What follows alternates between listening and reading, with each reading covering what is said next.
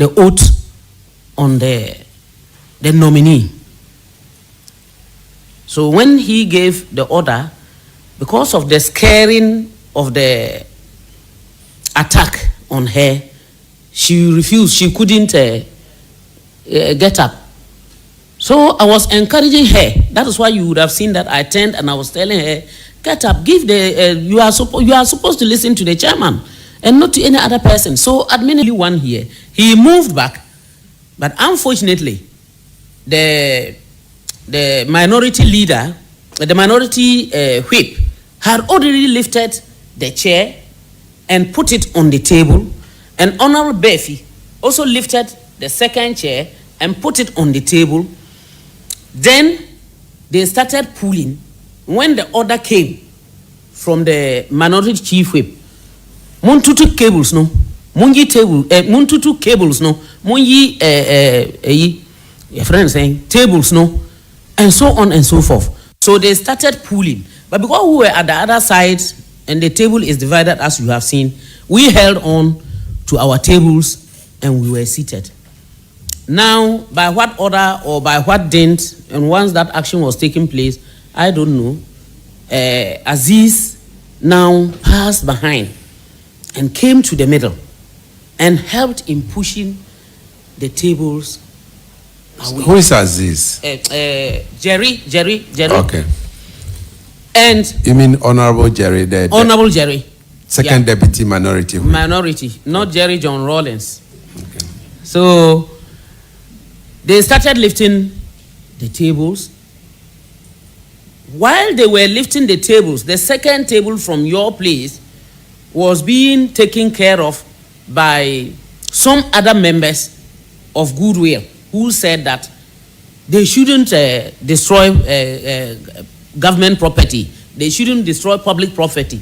So they were holding on, while the marshals at the back also were trying as much as they can. Will you be kind enough to tell this committee who were those members who requested the names? The names, Mr. Chairman, they are new members. I think Jackie, is it Gakwe was one of them. There's another young man. He came in yesterday, but he's a new face. Okay, Honorable Kofi Ntekunu. Yes, he was also there. They were those who were trying as much as they can to stop the disruption. But with the help of Honorable Jerry in the middle, he lifted. Honorable colleague, do you want to look at the video again, or you are okay? No, I think I'm okay. Okay. So, in that light, I said, look, what you people are doing is not the best. It's not right.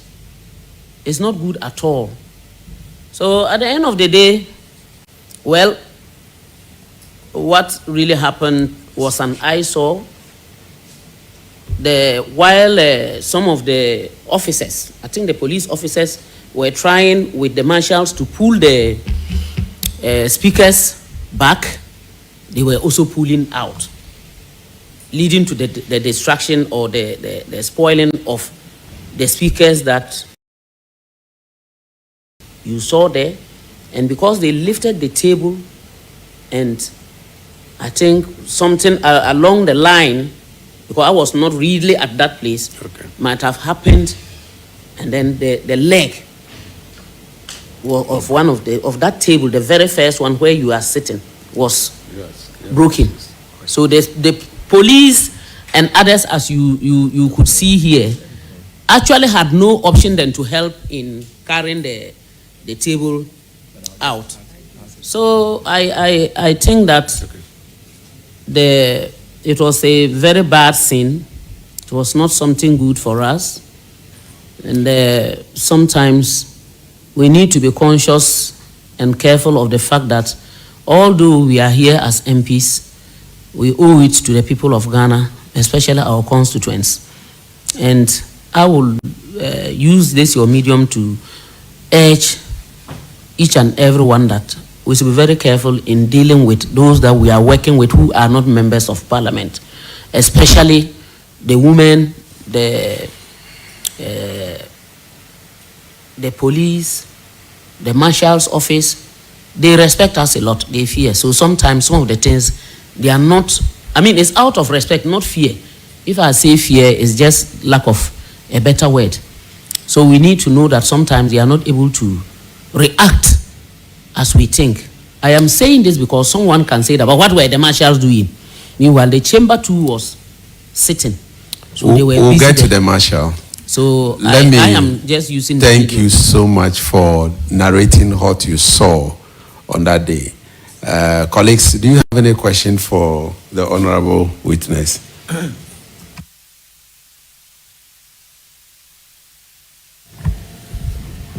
Thank you very much, Honorable Chairman. Hadia, you watched the video and you saw what happened. You have also given us an account by yourself. Now, we saw you stand up, and from the account that you have given, would you say that you did not participate in the scuffle at all? Thank you, Chairman. I will say I did not participate in the scuffle at all because you could easily hear what I was saying. And if you are a leader, the best thing is to remind others about what to do if you think that you are not happy or comfortable or ready to work. And so that was what I was doing. Thank you. I'm okay with that answer, the second one. And so, were you disappointed with the scuffle which was going on? I was actually disappointed because where it started from, that is from the minority leader, Honorable Afenyo Markin, followed by the minority chief whip. It was not the best. They are the leaders of that that group, and they are those who are supposed to urge their persons to be patient. But it started all from them, and once the leader starts, the others are compelled many a times to follow what the leader was doing. So I wasn't happy at all. Okay, that will be all for now. Yeah, Honorable Zaneto. Thank you very much, Honorable Chair. Honorable colleague, there was one person you mentioned that was saying that they should not destroy the property, the public property. You couldn't remember the name of the person, but if we showed you a picture, would you be able to identify the person just for the avoidance of doubt? Yes, I hope so. Mr. Chairman, could the clerk possibly show a photo of the specific name you mentioned so she can confirm whether that's who she's referring to?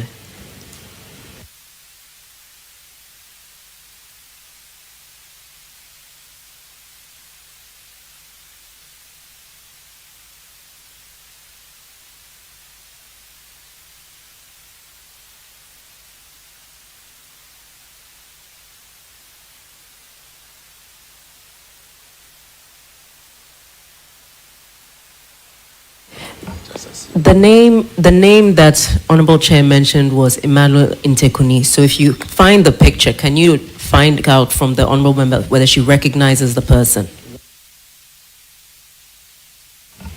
Is it Bono East? Yeah, Bono East. No. It's Prue West. I'm sorry. Bono East, yeah. Bono East. Intekuni is, yeah, but specific constituency. Yeah. Can you confirm whether that's the gentleman? Yes, he is. Thank you, Chairman. He is, because yesterday he was here and you spoke to him. Yeah. Okay. We'll be inviting him again because we also saw him, pulling the chair back or pushing the chair back. So he will be here again tomorrow to come. Okay. Thank you very much. Any other question? Honorable Zaneto. Or Honorable. Okay. Honorable. Thank you, Chair. I just want to find out the nominee who was in the chair by then, when the incident happened? Honorable Akando was the one in the chair. So when it happened, the oath had not been administered yet, or yeah. Mr. Chairman, the chairman of the committee had just said that the oaths will be administered when the minority leader came in and the incident started. So the oath had not yet been administered.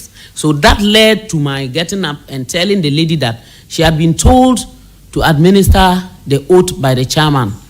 And she has to listen to the chairman, not to what the ranking was saying, because she's supposed to listen to the chairman.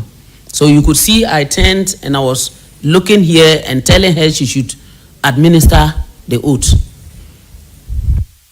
So security on that very day, would you recommend that we need to improve upon security, especially events like that in Parliament here? It is very important to improve on security, but suffice me to say, we need to be conscious ourselves. We have to be our own security. And just as I have mentioned, even if you bring, excuse my language, the most conscious police officers and what have you here, and we do not support them to keep up security, it wouldn't work, because at the end of the day, that respect that they accord us, they may not be. Otherwise, the police officers who were here were many.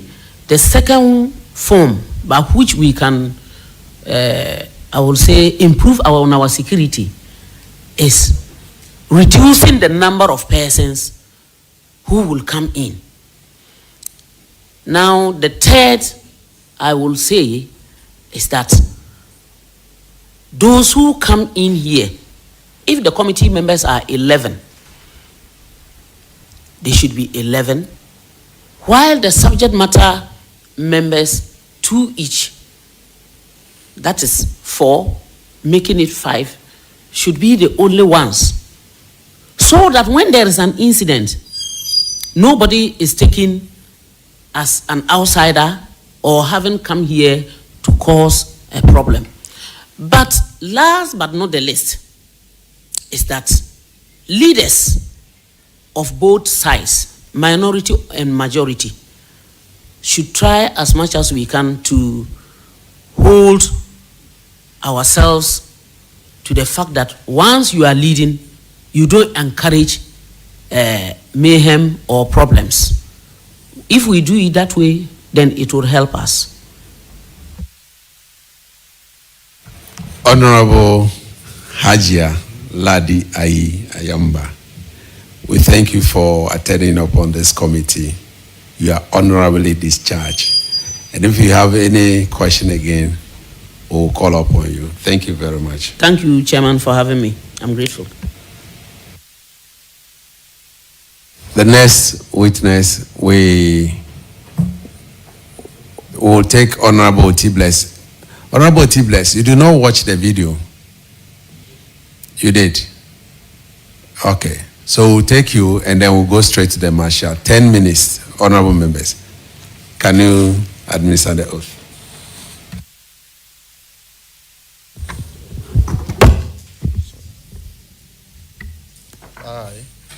I, John Uti Kovna Bless, Swear by the Almighty God swear by the Almighty God that the evidence I shall give before this that the committee evidence I shall give before this committee touching the matter in issue in issue shall be the truth, shall be the truth, the whole truth, the whole truth, and nothing but the truth. nothing but the So truth. help me God. So help me God.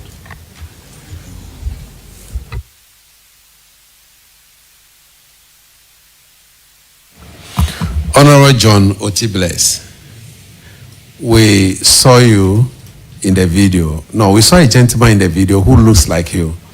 Can you confirm to this committee whether you were the one and what you were doing there on that fateful day? Thank you, Mr. Chair. I was the one.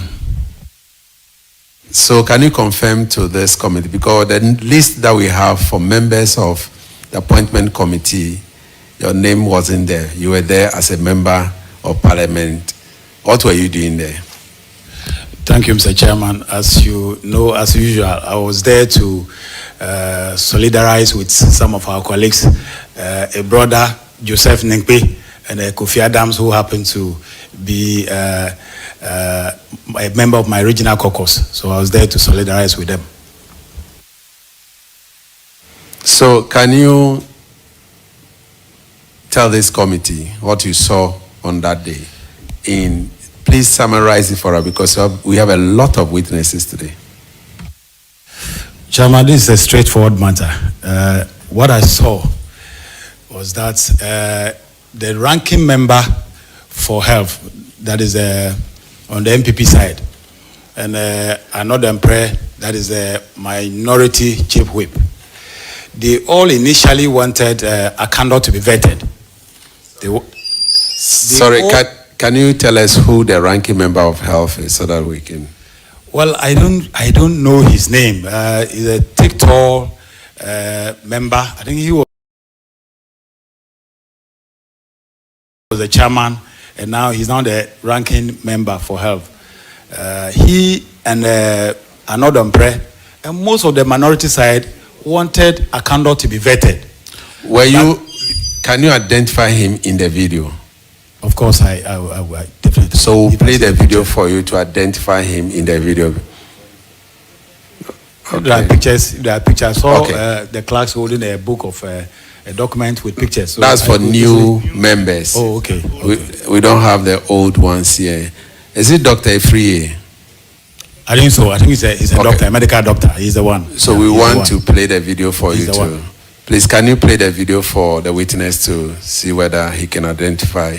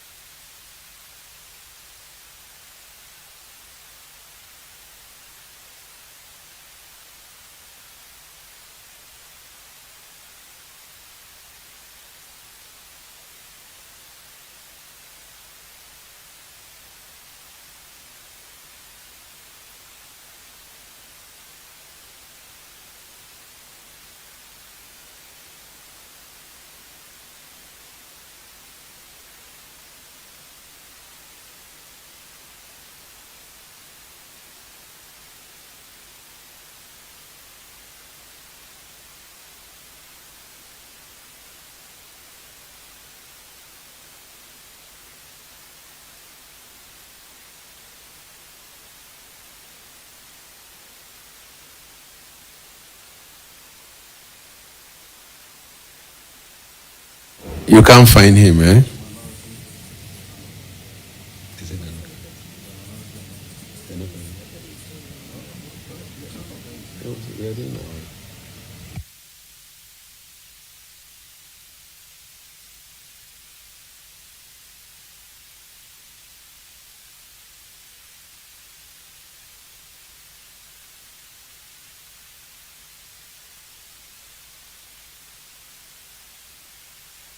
Okay.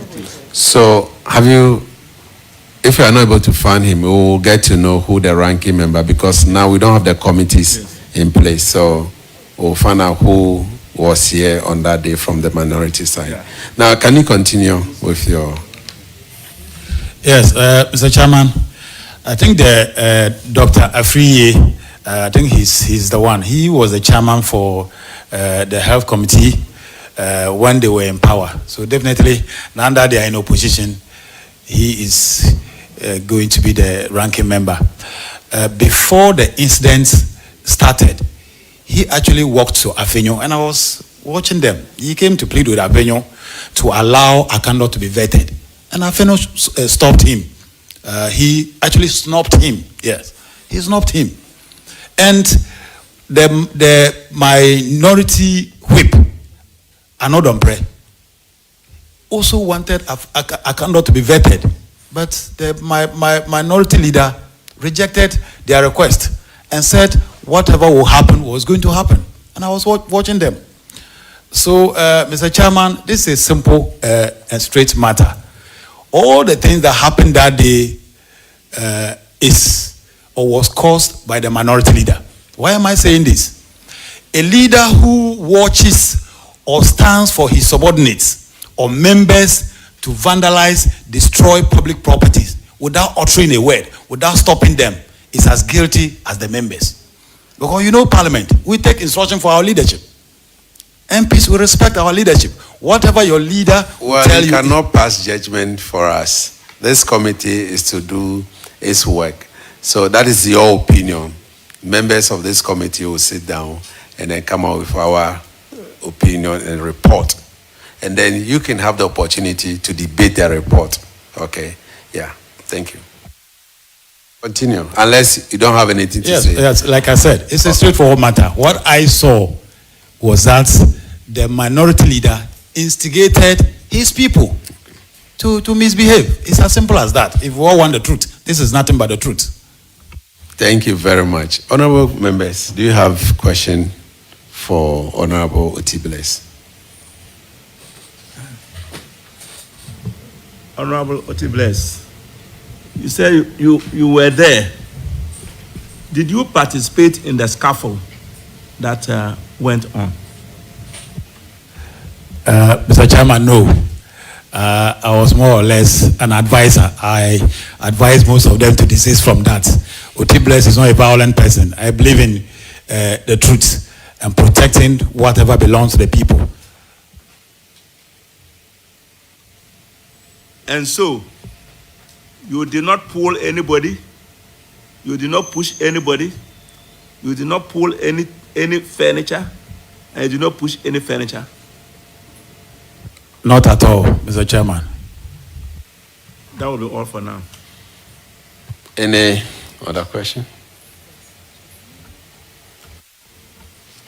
Thank you, Honorable Chair. Honorable colleague, you mentioned that the Minority Chief Whip wanted Honorable Akando to be vetted, but the video shows him, you actually hear what he said on the video about that the hearing would be disrupted. So was this something that you were saying based on what was spoken publicly, or is this private? Thank you, Mr. Chair. Minority leader got involved, minority whip, chief whip, got involved based on the instruction from his leader, Apenyo Markins. I saw Apenyo telling them that they should all listen to him and take his instruction. He told them. That was when he got involved. Thank you. I'll just repeat my question. The assertion that the Minority Chief Whip wanted Honorable Akando to be vetted, was that something that was spoken of in a public setting? Not at all. It was privately before. It was between him and his leader, Apenyo Markins. So, a follow-up. Were you there? Did you hear him, or it was a conjecture? Mr. Chairman, I heard him. I was rightly very close with them when they were talking. Okay. And Apenyo said, no way, you people should stop it. Listen to me and take instruction from me. I watched them. Okay. Unfortunately, we don't have a video to support that. So this is your witness statement. So we'll take that and ask further questions. Any other? Thank you, Vech. Let me ask you whether the instruction that the leader gave to the ship included the pooling and all those things. Did you hear that? Mr. Chairman, that is why I rightly said that a leader who stands for his subordinates or members to destroy, to misbehave without cautioning, without taking action, or without stopping them is as guilty as those who were involved in the act.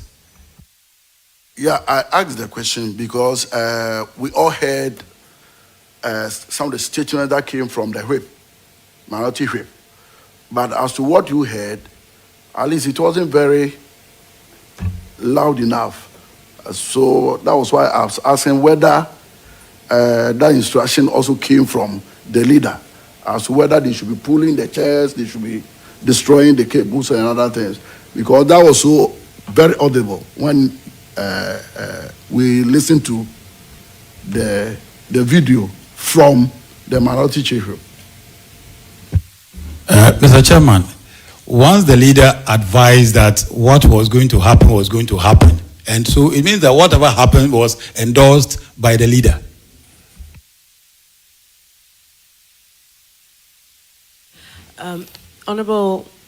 Honorable colleague, could you answer just yes or no? Did you or did you not hear? Did you hear the minority chief whip giving the order for the tables to be pulled?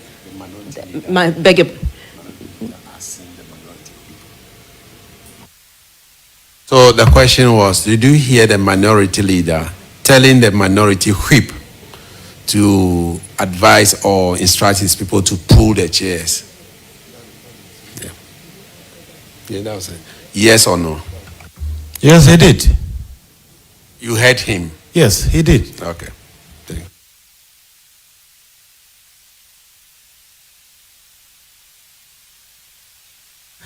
Okay. Honorable colleagues, if there are no further questions, Honorable Otibles, thank you for attending upon this committee. If there are any clarification, we'll call upon you. You are honorably discharged. Thank you. Thank you, Mr. Chairman, for having me. The deputy, the Marshal of Parliament to take a seat. After that, we have a Minister of State designate who will have to rush out for some other equal important duty. And so after the Marshal, I'll beg my colleagues to allow the Minister to,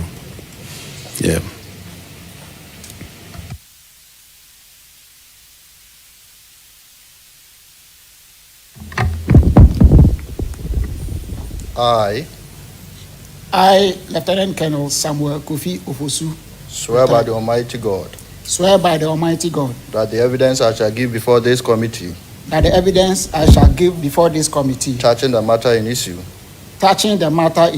shall be the truth, the whole truth, and nothing but the truth. So help me God. So help me God.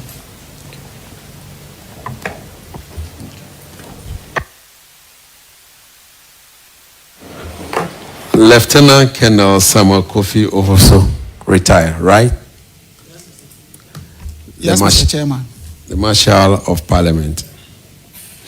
The video that you watched, can you identify with that video and whether you were here on that fateful day? Thank you, Mr. Chairman. I identify with the video and I was here for that period.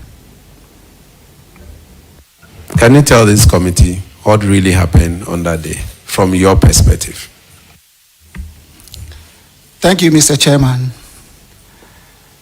The Marshal outfit is responsible for security and safety of Parliament, which includes the precinct, Right Honorable Speaker, leadership, members of Parliament, even those who visit Parliament, and other stakeholders. On the day of the vetting of some of the nominees, 30th January for that matter, we were overwhelmed with a lot of visitors on the compound, on the corridors, even on the floors. And so around 9:45 p.m., I was right outside this corridor, managing the visitors that were supporting the nominee that had just been vetted, and those who are also coming to support the next nominee. That was when I heard shouts and altercations in the committee room. So I quickly rushed in to find out what was going on. When I came in, at this side, I realized there were two honorable members who were almost at each other's throat. So I quickly moved from that side, passed my way through the crowd, and then came in to separate them and try to push one honorable member to go to where his seat is. By the time we got there, we realized there was a chair on the table, and other members were on their feet others pushing the table, others pulling the table. So I went behind the chairman to offer protection for him at that time. Then the minority leader and the majority leader started having a conversation. So they went out. They went out for further consultation. And by the time they were to come back, I realized that the table at that corner had been lifted. We tried to help it down, but before we realized, it had been turned to the side and the legs were forcibly removed. It was at that point that I realized that we had to take that table out so that we can keep sanity in this committee room. So the table were lifted out, and then the majority leader came in, tried to cool down tempers, and then eventually he could not talk on the mic, on the console, because some of them were damaged. We quickly had to advise him that the consoles are not working. And so he now mentioned that sitting cannot go on because the consoles are not working. Whatever we are going to be said here has to be captured by the media. And if the consoles are not working, it will be difficult for the media to get to know. So we had to adjourn for the next day, and that was the only time that we were able to escort members out of this chamber. Thank you, Mr. Chairman. Thank you very much. Since you are the marshal of this precinct and this institution, my colleagues have a lot of questions for you, so I will allow them to ask the question, and then I will come in. Honorable Isabel. Thank you very much. Can you take us through your typical responsibility within these premises? Let's say during the vetting process, for example. What is your typical responsibility in these premises? Thank you. Thank you very much, Mr. Chairman. As I said earlier on, we are primarily responsible for security and safety of the precinct of Parliament, as well as the Right Honorable Speaker, members of Parliament, the staff, other stakeholders who visit Parliament. So our activities cut across checking people at the compound, checking people in the vetting room, controlling the crowd, and controlling all those who are participating in the vetting process.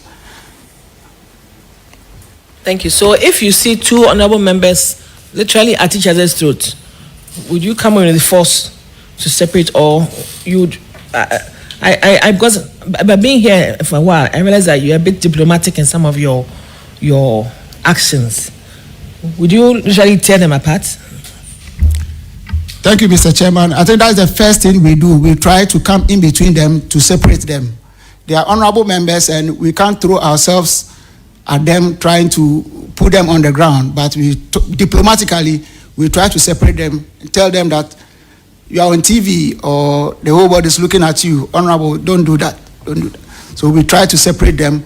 If they go beyond by hurting each other, then we can come in to take them apart and take them out of the precincts. In view of what happened during... Okay, so since I came to Parliament, there have been a few instances where we have gotten a bit aggressive. Don't you think that it's time that maybe the Marshal's Department even does some reorientation for honorable members? Do you advise something like that? Thank you very much, Mr. Chairman. I think it's a point in the right direction. We started with the members who were just elected into Parliament. We did their orientation. We were there to have a chat with them, and then we gave them all the security orientation and protocols that they need to do whilst in Parliament. Some of the new members were actively in the... Just from the orientation. Yes, just from the orientation. And they were involved in that scuffle. Very actively involved. Do you think that maybe there was something left that maybe has to be, recapped or otherwise? But in the generality of it, what do you think we should do from your perspective towards this? Thank you. Thank you very much, Mr. Chairman. I think that day, in perspective, whatever issue was at stake was what they were looking at. They even didn't look anything about security. And that is what may have happened, that some new members were even going overboard. But what I think going forward we should do is that we can all take our security as a personal responsibility. How we talk to each other, how we relate to each other is something that we should look at so that there can be decorum between us as members of parliament, even staff, and all stakeholders who come here. Thank you, Mr. Chair. Thank you very much, Mr. Chairman. Mr. Marshall, when the scuffle started, you were first there. And then from the video, we saw that police people subsequently came into the vetting room, and they also came to either assist you or to support you maintain law and order. My question is, at what point do we invite the police into either the chamber or the vetting room? At what point, in order to avert what we saw? Because if indeed, I just want to, if indeed we were not, let me put it this way, we were just very fortunate. Otherwise, probably by the time that the police people would have come in, worse things could have happened from what we saw. So at what point do you invite them in to come and support you? Thank you, Mr. Chairman. I think what we do first is that we, the marshals, now enter to assess the situation and see whether it's something that we can handle by ourselves. Some of our colleagues were in civilian clothing, so maybe members did not recognize, but we were all in. And when we realized that it was now becoming an uproar, both sides were up.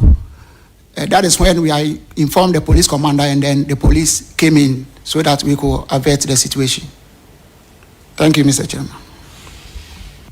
Thank you. That will be all for now.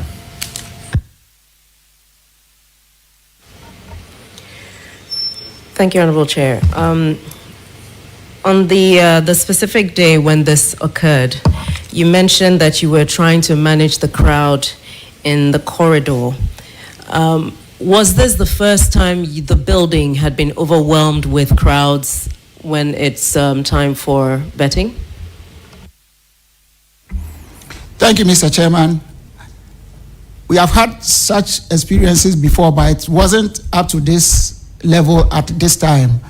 We realized that there were too many visitors who had come to support the nominees. So this time around, it was a bit more than what we could actually handle. Were you at any point, did you raise your concerns with either the chair of the committee, with the clerk, or with whoever is the relevant reporting authority? Did you at any point raise your concerns with regards to the number of people attending the vetting? Thank you, Mr. Chairman. We raised those concerns with the chairman and even the clerk. And that's what made us to reduce the numbers of seats behind us. We usually had the full set, but we reduced it to 10. But some of the visitors that come, for instance, a paramount chief will come, the entourage alone is more than 12. And so it was difficult for us to manage the crowd. A lot of people were standing because the seats we provided were 10. But then they come in and the other entourage will come and stand behind them.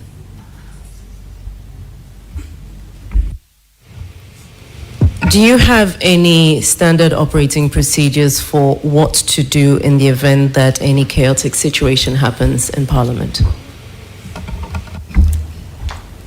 Yes, Mr. Chairman, we do. In the event that something like this happens, Must you be called in to activate it, or do you have the authority to go ahead and activate whatever these operating procedures? Thank you, Mr. Chairman. We operate on the orders of the Right Honorable Speaker. And so when we are called in, we are alerted, then we activate the standard operating procedures. On the specific day when this event occurred in this room, were you called in? Yes, Mr. Chairman, we were called in, and that is when I came in to assess the situation. We realized that it was beyond the two of us, and then we asked the police to come in to help us maintain security and safety within the committee room. At the time this incident was happening, was the corridor being evacuated and were people being asked to leave the room, or were you simply trying to maintain some kind of order? Thank you, Mr. Chairman. I think at that point, we were all in this room. The corridor was rather being packed. Other people who were watching it on TVs and other places were all now coming in to come and see what was going on. So the room was being filled as the time goes on. But we had our men outside who had blocked the gates so that other people will not come in. But the corridors were getting full from people who were already outside. Based on the invitations, we were informed in one of the hearings that the maximum number of people that any nominee was to bring, I believe, was 10. Did you have any system in place to monitor who was allowed to be in here and who was not? Thank you, Mr. Chairman. The committee chairman had informed us that it's only 10 people that are allowed, and they have been given invitation cards. And so we have a system in place outside. We inspect the invitation card before you are allowed to enter. So that was the system that we were using. Is that to say that everyone who was in the room had an invitation card on the day? Thank you, Mr. Chairman. Certainly not. Other people were brought in by other members of parliament.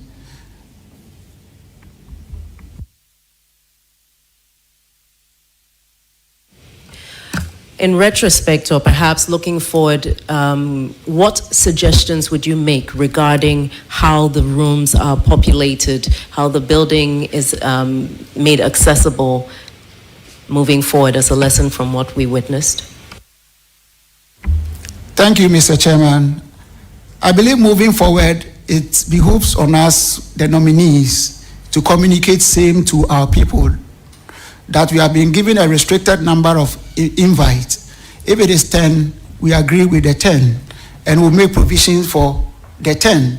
If anybody there's spillover, they can be asked to be in their offices or in other places that has been designated for that, and leave the committee room for the 10 that have been invited.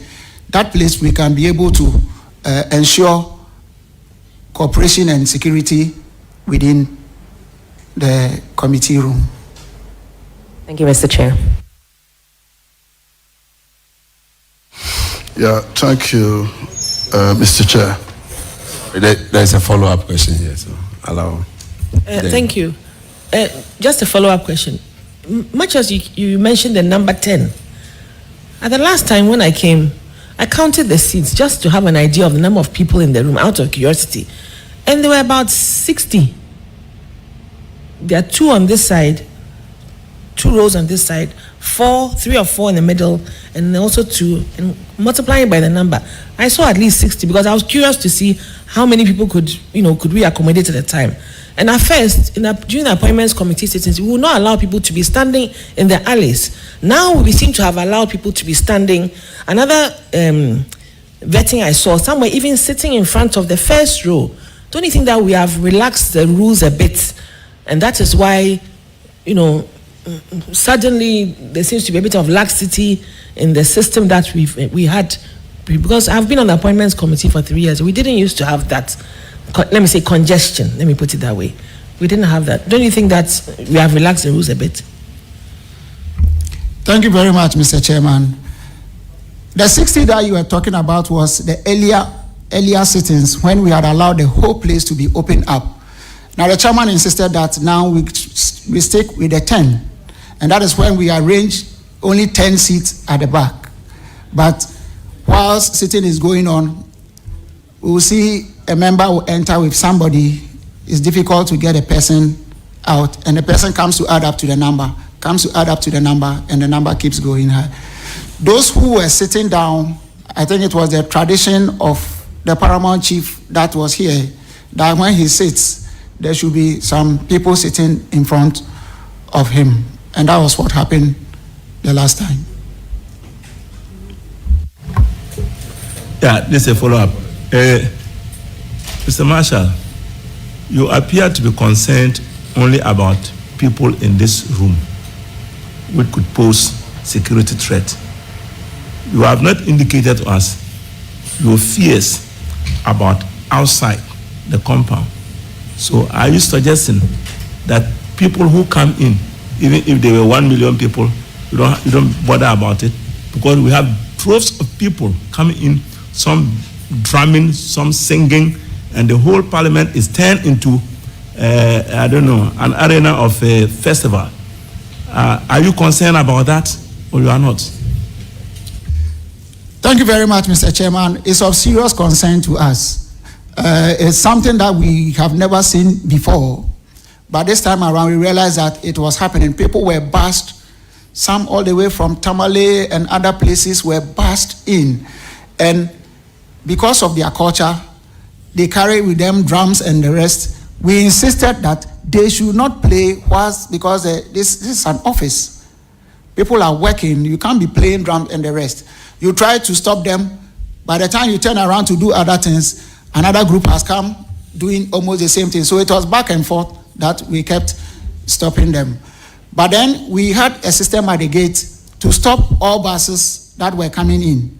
People will now debus and now walk in. They are coming to visit an MP. They will not say they are coming for vetting.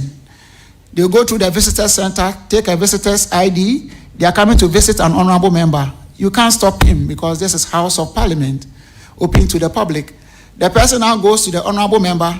Before you see, the person has found himself inside the vetting room, and that kept the number going up. But we are concerned with security on the floors of Job 600 and other places, the compound, and we tried as much as possible to keep the security in place. At that day, we have as close as 100 police officers that were dotted around, some within the car parks and then within the precincts, observing and checking so that members are not hurt, the properties in Parliament are not destroyed as well. Thank you, Mr. Chairman.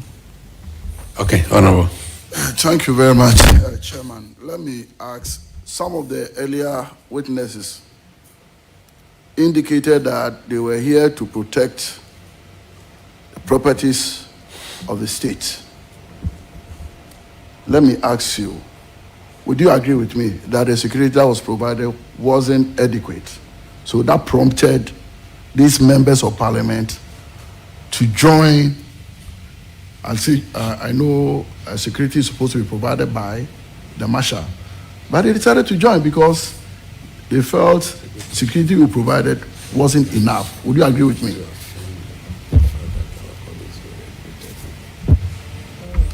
Thank you, Mr. Chairman. Mr. Chairman, I think we provided the necessary security for the committee meeting. Little did we know that it will go to the extent of damaging state property. You realize when the table was pulled, because the cables are interconnected, that was when the console now fell from the table to hit the ground and get scattered into pieces. But as much as possible, we were also holding them in place so that they are not destroyed. It was unfortunate that particular console fell when the table was lifted and got broken. So in reality, you didn't need the members of Parliament who were protecting property, public property. You don't need them at all to support the police. Is that what you are saying? Mr. Chairman, we need everybody to help us keep security. Yeah, before they even started destroying properties, there was this popular instruction from the leadership. We all heard it, two table and now two cables. What did you do? Immediately you heard that, what did the marshal do? Thank you, Mr. Chairman. Protection of the properties is also in our care, and we came in as much as possible to stop them from removing those cables.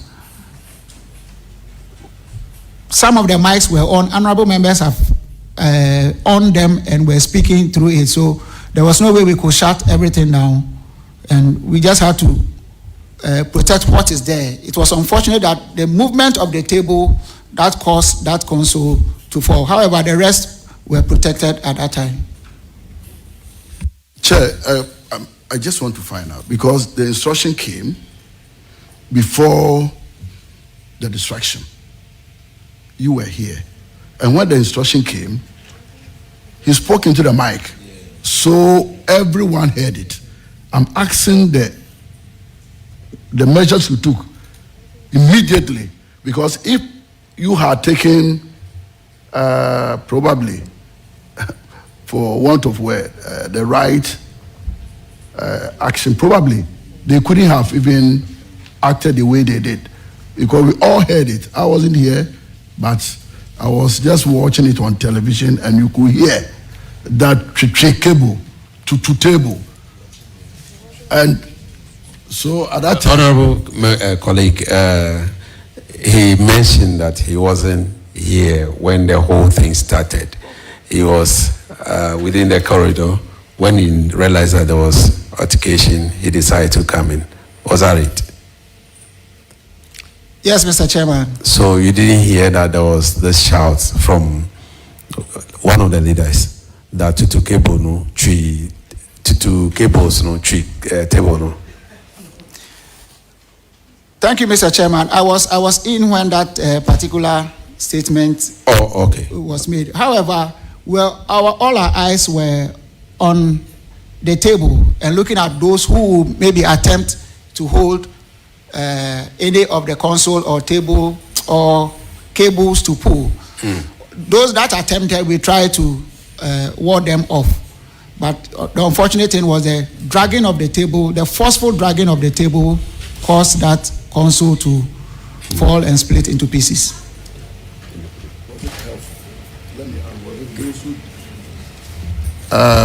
I just want to find out, was it helpful, those who tried to, let me say, support you to protect properties here, was it helpful, the members of parliament?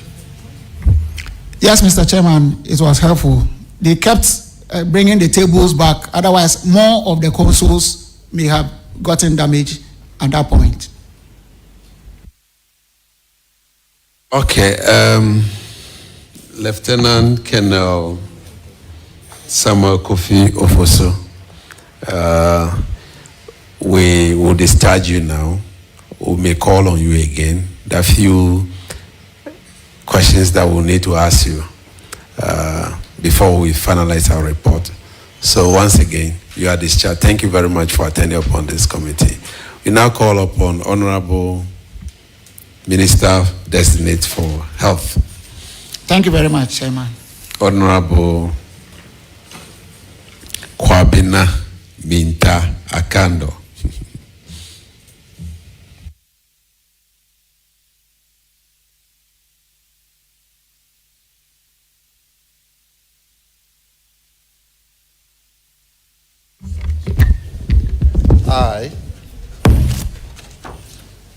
I, Kwabena Minta Akando, Swear by the Almighty God swear by the Almighty God that the evidence I shall give before this committee that the evidence I shall give before this committee touching the matter in issue touching the matter in shall issue be the truth, shall be the the truth, whole truth, the whole truth, and nothing but the truth. and nothing but the truth. So help me God. So help me God. Thank you.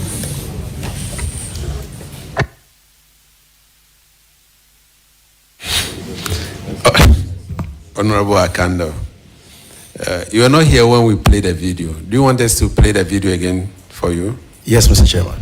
Okay. Can you please play the video for him to watch himself? No, to watch a gentleman who looks like him, to confirm that whether he was the one.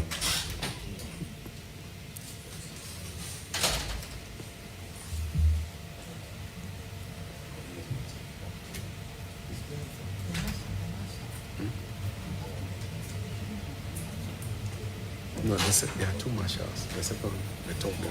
Yeah, okay. So the question that they could be.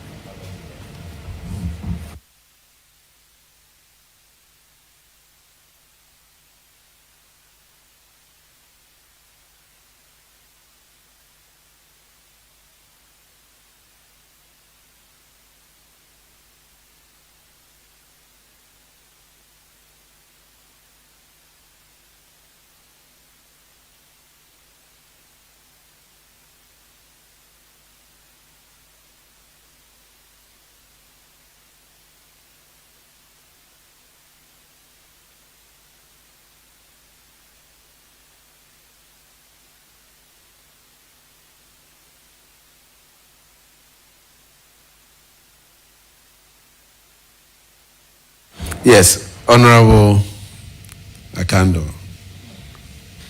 Yes, Mr. Chairman. You watched the video. I did. My attention was drawn to the fact that you wanted me to identify myself in the video, Yes. and I have. Okay. That confirms that you are the person in the video. Very well, Mr. Chairman.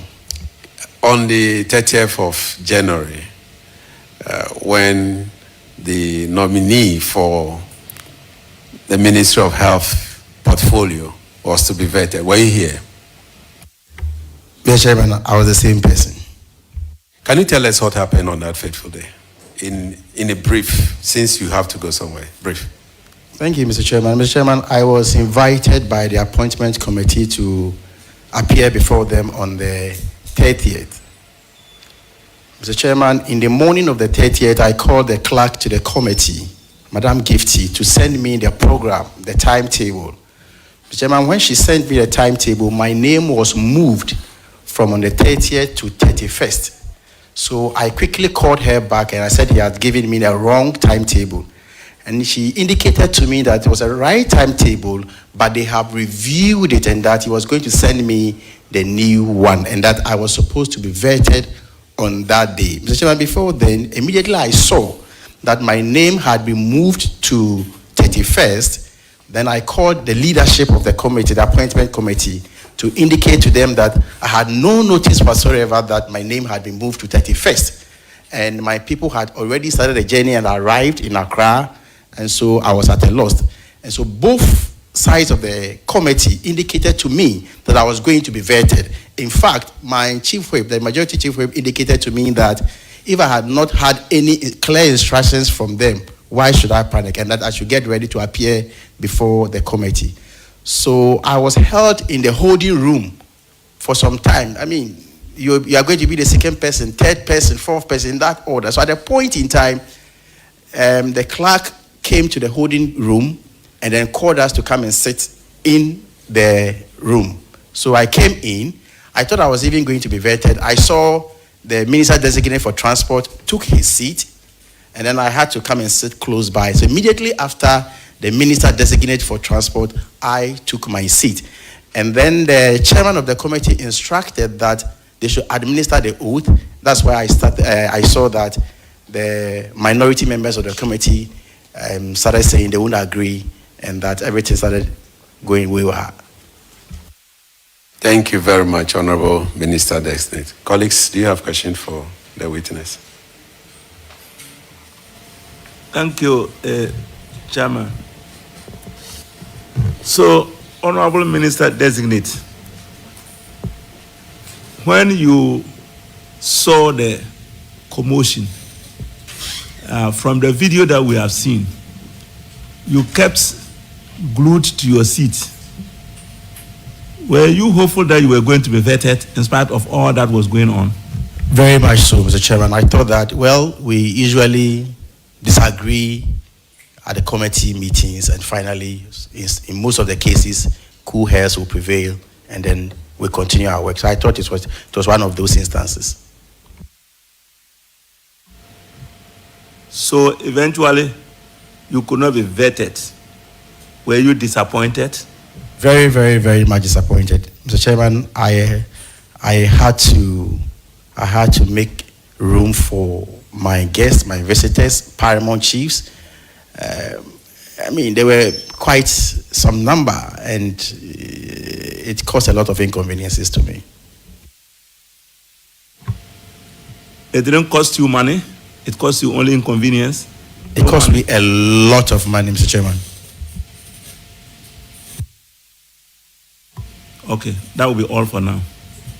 Thank you. Any other colleagues? Go ahead. Thank you, Mr. Chair. Thank you, Madam Chair. Honorable senior colleague, how did you feel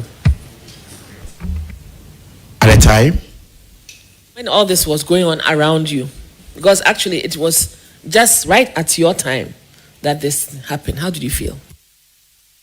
Mr. Chairman, I was so much disappointed, especially with the order in which the vetting was done. Mr. Chairman, you know, in this house, we do a lot of things by seniority. So I didn't understand why my junior colleagues would be vetted, especially when we're all, the names came at a time, and then I'll be asked to wait. I didn't understand. So I didn't understand the criteria they were using. So I was so much disappointed. I must be very honest with you. And I had the opportunity to register that displeasure at a point in time. After all, this is my 4th term in Parliament. Thank you. Mr. Chair, so with all that happened, and with the senior that we all know that you are young, but you are senior in the House, what is your advice moving forward? From what you saw, what you went... Mr. Chairman, I think we must plan things well. And when we plan, we must go according to the plan. If they had gone according to the plan, all these things would have been avoided. Mr. Chairman, I was told that came about as a result of the fact that a particular day's vetting couldn't take place. So if I was part of the committee, my humble view, my humble opinion was that they will reschedule that day, those people who were supposed to be vetted that day, so that it will not affect the program, the rest of the program. But if you begin to slow them as and when, it is better to disappoint a group than to disappoint the whole program. So I thought that they should have, that's my opinion anyway. You may disagree with me. So I think that we should plan and plan well. Thank you. Honorable colleague, but what is your view also on the behavior of our colleagues here on that day? I think that we are not keen on having our children pull tables, tear cables, and all that. But I want your view on that. We have to call a spade a spade. Thank you. Yeah, Mr. Chairman, it was uncalled for. It is unexpected of a member of Parliament. My children, when I go home, Daddy, we saw you were fanning yourself, and the rest, you were fighting. I think it was embarrassing. Thank you.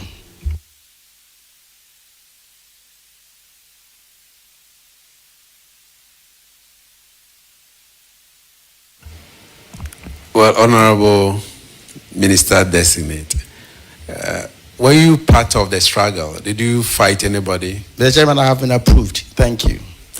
Oh, sorry. Okay, sorry. Honorable, but the president has not saw you. Mr. Chairman, once I have been approved, I have been approved. Thank you. Okay. Honorable Minister for Health, were you part of the struggle? Did you also fight? Not at all, Mr. Chairman. So you didn't raise any table? Not at all. No chairs? I was calm and I was just watching what was happening. Never. Thank you very much for attending upon this committee. Or follow up? Okay.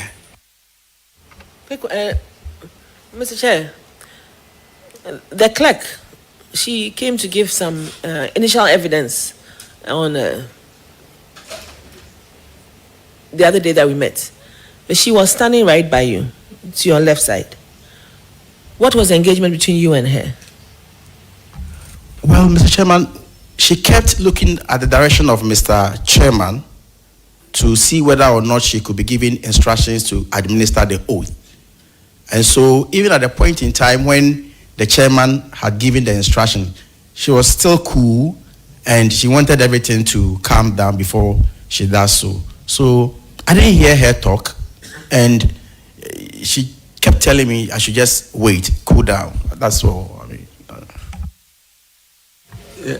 Chairman, just because, okay. Mr. Nominee, on a lighter note, you said that once you had been approved, you were there. I want to let you know that in this house, people have been vetted, approved, and never sworn in.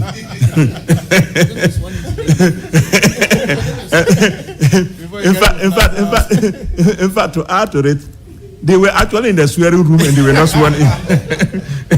But that's on a lighter note. Yeah, Chairman, thank you very much. I know Honorable Akando is a very friendly guy. Even across the other side, you have a lot of good friends. So what were you thinking of when Honorable Minister for, who was the nominee then, Transport, he came ahead of you and he went through, but when he got to your time, what were you thinking of? Because I know you have a lot of friends across there. Mr. Chairman, not even only friends, but I was surprised because they had given their word that I was going to be vetted. I had already indicated that when I saw my name changed to 31st, I reached out to them and they said no. I mean, they have reviewed it and I was going to be vetted. So I heard it from them that they said I was going to be vetted. So I was surprised when, I mean, this commotion was going on. I was actually surprised, but hey, there was less I could do then.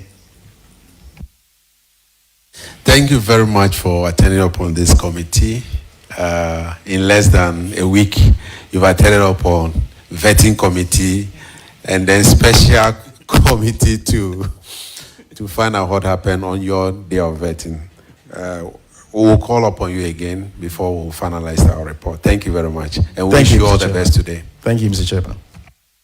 Honorable colleagues, we were supposed to take 2 other honorable members, but I want to plead with you to allow Honorable Minister for, are you also designated, approved, or anointed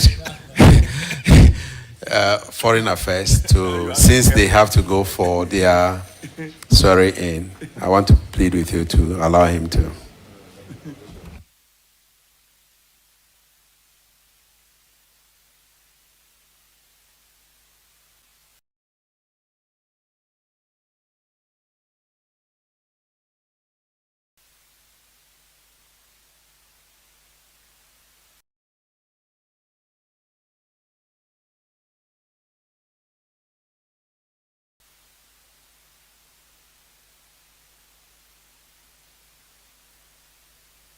I, Samuel Okujeto Ablakwa, swear by the Almighty God swear by the Almighty God that the evidence I shall give before this committee that the evidence I shall give before this committee touching the matter in issue shall be the truth, the whole truth, and nothing but the truth. But the truth. So help me God. So help me God. Thank you very much.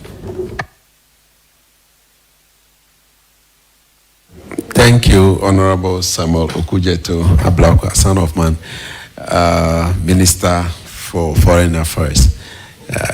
You were not here when we showed the video.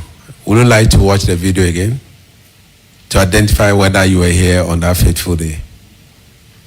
Well, thank you very much, Mr. Chairman. Mr. Chairman, I was here and I recall exactly what happened. So can you tell this committee? committee? Proceed without the video. Thank you. Can you tell this committee what really happened on the 30th of January when you were supposed to be vetted? Thank you very much, Chairman. Chairman, before narrating what I witnessed on that day, I would like to read to you 2 letters I received from the Appointments Committee inviting me to appear before the Appointments Committee. I believe this will establish the basis for me attending upon the committee on that day. My entry into the Appointments Committee room has generated some controversy.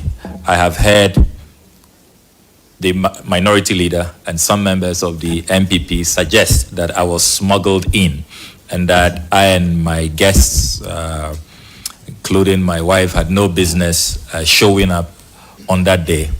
Indeed, when I appeared before the Appointments Committee to be vetted, I raised the issue, and the chairman of the committee and the minority, or unfortunate narrative they had put out there, suggesting that I was trying to force myself onto the committee when I had not been invited. So I think that it is absolutely essential that I read these invitation letters, and then I'm willing to also make copies available to your committee so that you can have that in your report. Go ahead and then make copies available to our clerk. Thank you very much, Mr. Chairman. So, Mr. Chairman, this invitation letter is dated the 22nd of January 2025, addressed to the Honorable Samuel Okujato Ablakwa, Member of Parliament, Parliament House, Accra, and it reads, Dear Sir, invitation to attend upon the Appointments Committee. The Appointments Committee wishes to extend its warmest congratulations to you on your nomination as Minister Designate for the Ministry of Foreign Affairs. Pursuant to Standing Order 217, I am directed by the Chairman of the Committee to kindly invite you to attend upon the Appointments Committee on the 30th of January 2025 at 12:30 at Committee Rooms 1 and 2 of the Administration Block, Parliament House, Accra. You are kindly requested to submit copies of your curriculum vitae with your signature on each page and tax clearance certificate from the Ghana Revenue Authority to the Secretariat of the Appointments Committee on the 2nd floor, job 600. And it goes on because of time to give the email address of Parliament and all of that. So I just want to, because of time, go quickly to the last 2 paragraphs. You are further requested to provide the names of 10 guests who will be present to witness your vetting. You may contact the Secretariat of the Committee on 0244. 2 numbers are provided because these are open hearings. I don't have the permission of these phone owners to put out their numbers. And then it says that contact these numbers for further clarification. Yours faithfully. And this invitation letter is signed by Mrs. Gifty Jiage Goba, the clerk to the Appointments Committee. Mr. Chairman and respected members of the committee, attached to this invitation letter is this other correspondence I received, which has the heading 9th Parliament of the Republic of Ghana, coverage of proceedings of the Appointments Committee, schedule for vetting of nominees, Thursday, 30th January 2025. And the names are provided as follows. Nominees: Abdul Rashid Hassan Pelpo, MP, Minister Designate, Ministry of Labor, Jobs and Employment. 8 a.m. is the time provided. Then, Honorable Ibrahim Mutala Mohammed, Minister Designate, Ministry of Environment, Science and Technology. 9 a.m. Samuel Nate George is a 3rd name here. MP, Minister Designate, Ministry of Communications, Digital Technology and Innovations. 10 a.m. The Honorable Kofi Idi Adams, Minister Designate, Ministry of Sports and Recreation.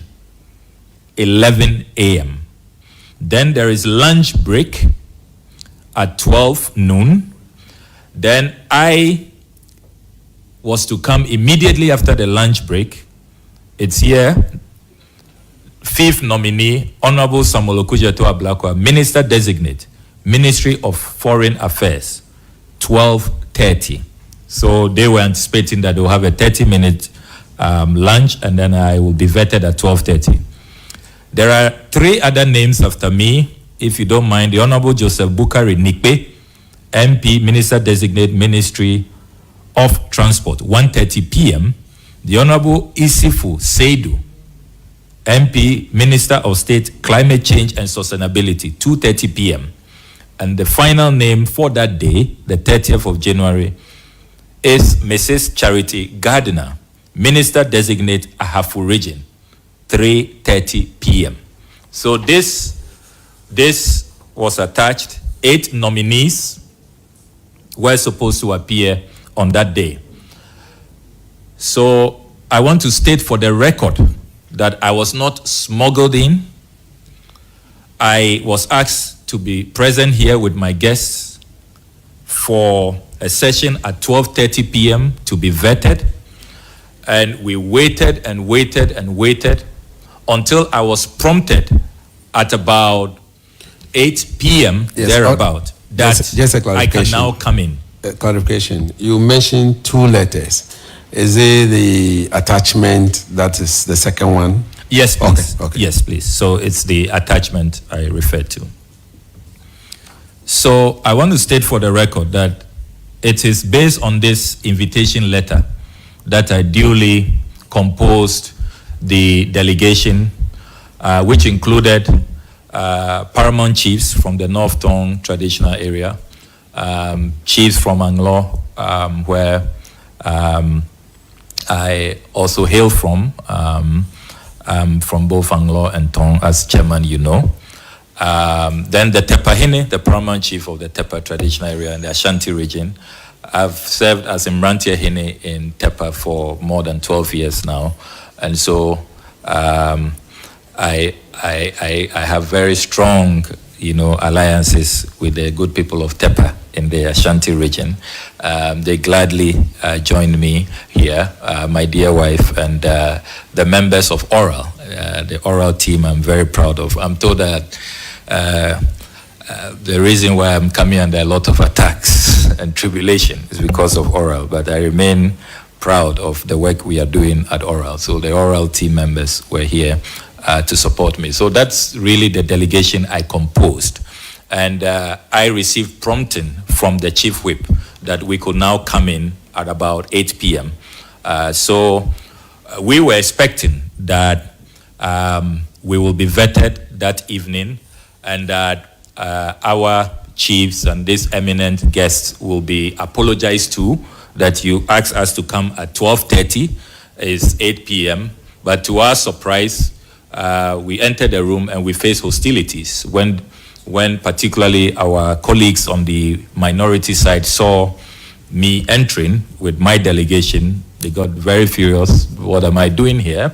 And they said they were not going to vet me. I was really taken aback. I was surprised that, I have your own invitation letter and you are saying that I'm not supposed to be coming in. Meanwhile, it's members of the committee, because we wait in a holding area, and then the chief whip came to beckon that we can now come to be vetted. So when I came in, the Honorable Akando was just about to take his turn. He was about to be sworn in, and I was ushered on the 3rd seat here on my left to wait my turn, so that after Honorable Akando, I will be vetted.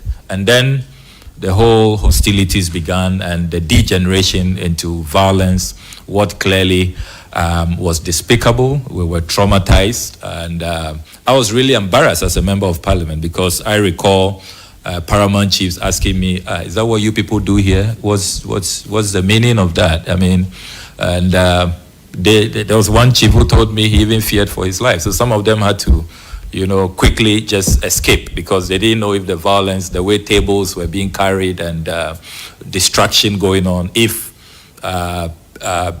some of these tables and microphones, PA systems that were being destroyed could be thrown at them. So some had to take flight. I'm even wondering if some of these people will be willing to honor an invitation again to Parliament following what happened that night. And it has to be condemned in no uncertain terms. And to think that after inviting us and engaging in such despicable conduct, traumatizing guests, people you have invited, instead of apologizing, the next day they were holding press conferences saying that we had smuggled ourselves in. I mean, it was like adding, insult to injury. And to be very honest with you, Chairman, it's been a very, very difficult period. And it's as though somebody, and what the impression they tried to create out there was as though there was a certain conspiracy with our members on the majority side. We didn't want to be thoroughly vetted, so we just wanted to be smuggled in so that we can just have an easy pass. But, I mean, this is not the first time I've been invited for vetting. It will be probably my third vetting. I've been vetted as Deputy Minister for Information, Deputy Minister for Education. This is my third, vetting. I do not, fear vetting.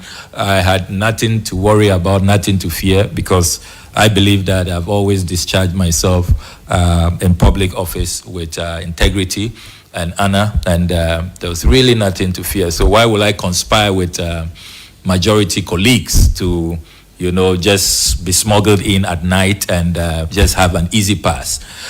I would also like to state for the record, for those who, I've heard some people say that when it was getting late. Honorable colleague, Yeah. when we watched the video, you sat quietly with all this thing, bubbling up in you. Why didn't you also join them fighting? No, it's not in my nature. I certainly was not going to join in any fight. So I just took things calm and did not want to partake in that. I was just about to respond to those who have said that, it was getting late and that I and my guests could probably have just gone home and could not have, and probably we should not have responded to the invitation when the chief whip said we can now enter the room pursuant to the invitation letter that we have received. And for those who say that, I want to remind them of the enormous powers that committees of parliament have under the Constitution. I want to, with your permission, Mr. Chairman, read Article 103. I could have really been in serious trouble if, following this invitation letter, I decided on my own that because it's probably getting late, I would not enter the room when I have been asked to appear. Article 103(1) of the Constitution provides, Parliament shall appoint standing committees and other committees as may be necessary for the effective discharge of its functions. 6 then says, a committee appointed under this article shall have the powers, rights, and privileges of the High Court or a justice of the High Court at a trial for A, enforcing the attendance of witnesses and examining them on oath, affirmation, or otherwise. B, compelling the production of documents. And C, issuing a commission or request to examine witnesses abroad. So under Article 103 of the Constitution, when a parliamentary committee invites you, it is not a joke. You cannot on your own volition say that you will not attend. They have powers of a high court. And the Constitution is very clear. There are grave consequences if you do not appear. And Mr. Chairman, our standing orders also, under Standing Order 212, with your permission, Standing Order 212 also provides, quote, a committee shall have powers, rights, and privileges of the court or a justice of the High Court at a trial to A, enforce the attendance of witnesses and examining them on oath, affirmation, or otherwise. So, Mr. Chairman, I respectfully submit that I would have been in very serious trouble if I did not honor the invitation pursuant to Article 1036 and Standing Order 212 of the Standing Orders of Parliament. And that is why I was duty bound as a law-abiding citizen, as a member of parliament, to appear before the appointments committee, just as I have done. You know, I received your summons yesterday, quite late, but I have put everything aside to be here. I will dare not, disobey the summons, and I will show up because I know the consequences of not appearing when a committee of parliament has invited you. So, Mr. Chairman, I want to state forcefully that I was not smuggled. I had the basis to be here, an invitation letter, and then a schedule of how I will appear in an orderly manner, all signed by the clerk of the appointments committee. And that is why I entered the room on that fateful night of the 30th of January. Thank you very much, Honorable Samuel. Before my colleagues take their turn, can you just summarize what you saw on that day? You gave us what really happened on that day, but you did not tell us what you saw in the room. This committee is to investigate what really happened in the room. Thank you for giving us the background. Now I want to know what you saw in the room on that day. Just a summary because of time. What I saw was a degeneration into violence, destruction of property. As soon as I entered, I was greeted with hostilities. It was clear to me that I was the target. They did not want to have me vetted that day. And why do I say that? If you look at the schedule advertised and published, the media giving copies, you had some of the persons here who were even taken ahead of me. For example, the Honorable Joseph Bukari Nikbe. He was to have come after me on the schedule that the appointments committee published. They did not have any difficulty bringing him ahead of my vetting. Did you find out why that happened? Because we were wondering, if you have this schedule, why should they vary without informing you? Nobody gave me any information. Okay. Even the Honorable Akando, who was about to be sworn in before me, the schedule that I was given, and you heard him confirm that, he was to come the next day. That's Friday, 31st January. But they called him that he could come ahead, and he has just confirmed that. So what he said is really true, because if you look at the schedule, Honorable Akando was to be the nominee number 5 to be vetted the next day, Friday, 31st January 2025. And this was published, widely circulated to the media. And we all saw it. The media carried it. So as to how come, even though they were saying it was late and they were tired, they were happy to vet others who were not even scheduled to be vetted before me. They were very happy to vet Honorable Nikbe, who was, according to their own schedule, to be vetted after me. Honorable Akando, who was to come the next day, they didn't mind at all to put them ahead of me, and they were vetting them. I believe really, and I have sympathies for Honorable Akando. If I had not obeyed the chief whip and entered the room that night, I'm sure he'll have had a smooth vetting, like Honorable Nikbe was. But they felt that once I have entered and I'm in queue, as soon as they finish with Honorable Akando, I would then take my seat. They said they would just disrupt. Well, we cannot conclude on that. No, but I am, Mr. Chairman, the facts are clear that these are people, according to their own published schedule, who were to be vetted before me. They were, after me, pardon me. They were all to be vetted after me. But at the end of the day, what we saw is that they made room to vet them ahead of me. No problem at all. I know that sometimes, I don't know what the exigencies were, if they made special requests. I know, for example, that Honorable Nikbe, his constituency, it will take a whole day of travel to get back. So if probably he made a special request that his chiefs have to go back, I'm considerate. I mean, my chiefs will just need about 2 or 3 hours to get back as compared to him. So I can understand that. But to the extent that they were, making room for others, and then just upon seeing me, they engage in those hostilities.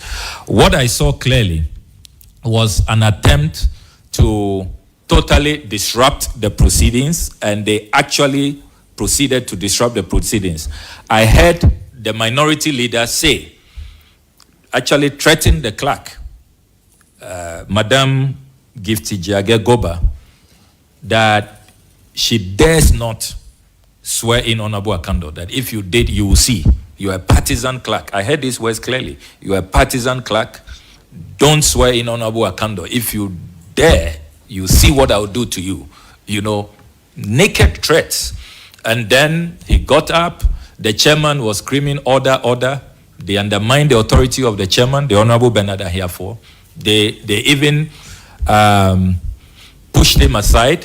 What I saw, and I'm sure the videos will confirm that, his table and his mic was forcibly taken out, and then they descended on the tables. And I heard the chief whip. The chief whip was the commander-in-chief of the chaos and the violence. He was directing them what to do. Muntutu, Munyi, you carry this and all of that.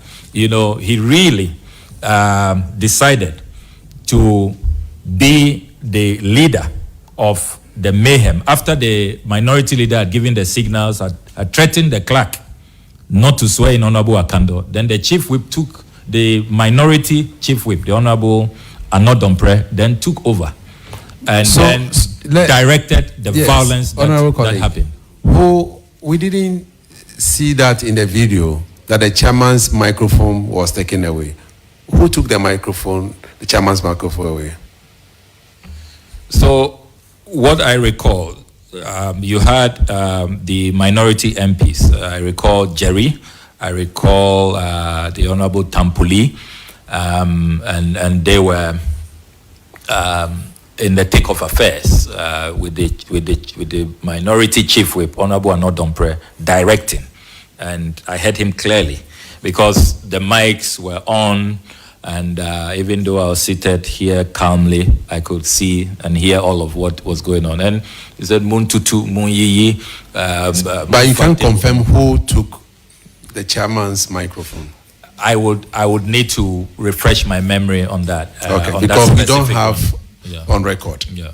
Okay. Yeah. I would like to refresh my memory on that. But I do recall that they took away his microphone, took away his table, the table that you are using now. That's the first table that was attacked, and they removed it, they pushed it, shoved the chairman aside, and they were determined to disrupt the vetting, and they were saying it that there will be no vetting tonight. They will not continue with the proceedings, and then along the line, they asked the Honorable Jerry, who is the MP for Bawe, I'm told. It's a new MP, so I'm still getting to know him.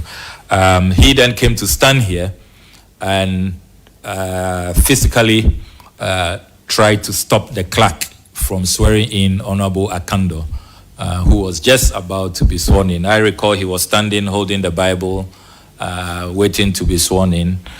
So the minority leader was threatening the clerk, and then Jerry had come to stand by Akando. And then the fight continued here. It led to another brawl on this side. And that's when I noticed that some of the guests, some of the chiefs began to walk out, obviously fearing for their lives, began to work, because it had now moved very closely to where the guests were seated. Thank you very much for the narration. Honorable colleagues, question. Yes, thank you very much. Honorable Minister, this is a simple question, and I want a simple answer. So, you did not participate in the scaffold that went on. Is that right? Yes, please. I didn't participate at all. I sat quietly. And at a point when I noticed that, no, I listened to the Honorable Majority Leader who had come in to calm tempers. He did really exhibit leadership, and I have to commend the Honorable Mahama Yariga. So I listened to his brief media engagement, where he said that clearly we can't continue with the vetting. He was going to make arrangements with the speaker to see if probably we can continue the next day at the speaker's conference room. So when it became clear to me that the vetting will not continue following the Honorable Mahama Ayarige's presentation, I then quietly left the room. Yes. So, will I be right if I were to suggest to you that you were terribly disappointed on that day as a result of the failure of the committee to vet you? Yes, please. Terribly disappointed and also embarrassed as a member of parliament, because the spectacle, I mean, I believe the title honorable is earned. We earn it by our conduct. And what happened that night was really, really disgraceful, really shameful.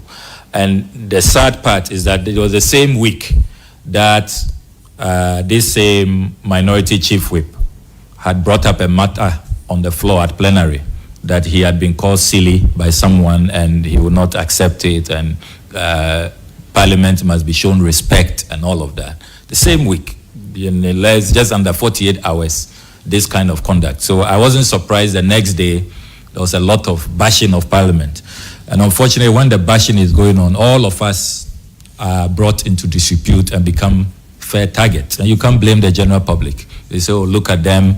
When you call them silly, they don't want to accept it. But look at their conduct, look at how they are misbehaving, you know, and that probably even silly is mild, you know. So I really was embarrassed. I was not only terribly disappointed, but I was also embarrassed. And I still feel really embarrassed. And I think that we have a lot to do as an institution and as members of parliament to reclaim, you know, our image and restore our honor and dignity before members of the public. It's really, really sad that a few of our colleagues will bring parliament into such disrepute. It's really, really sad. I don't think that this institution deserves this kind of image.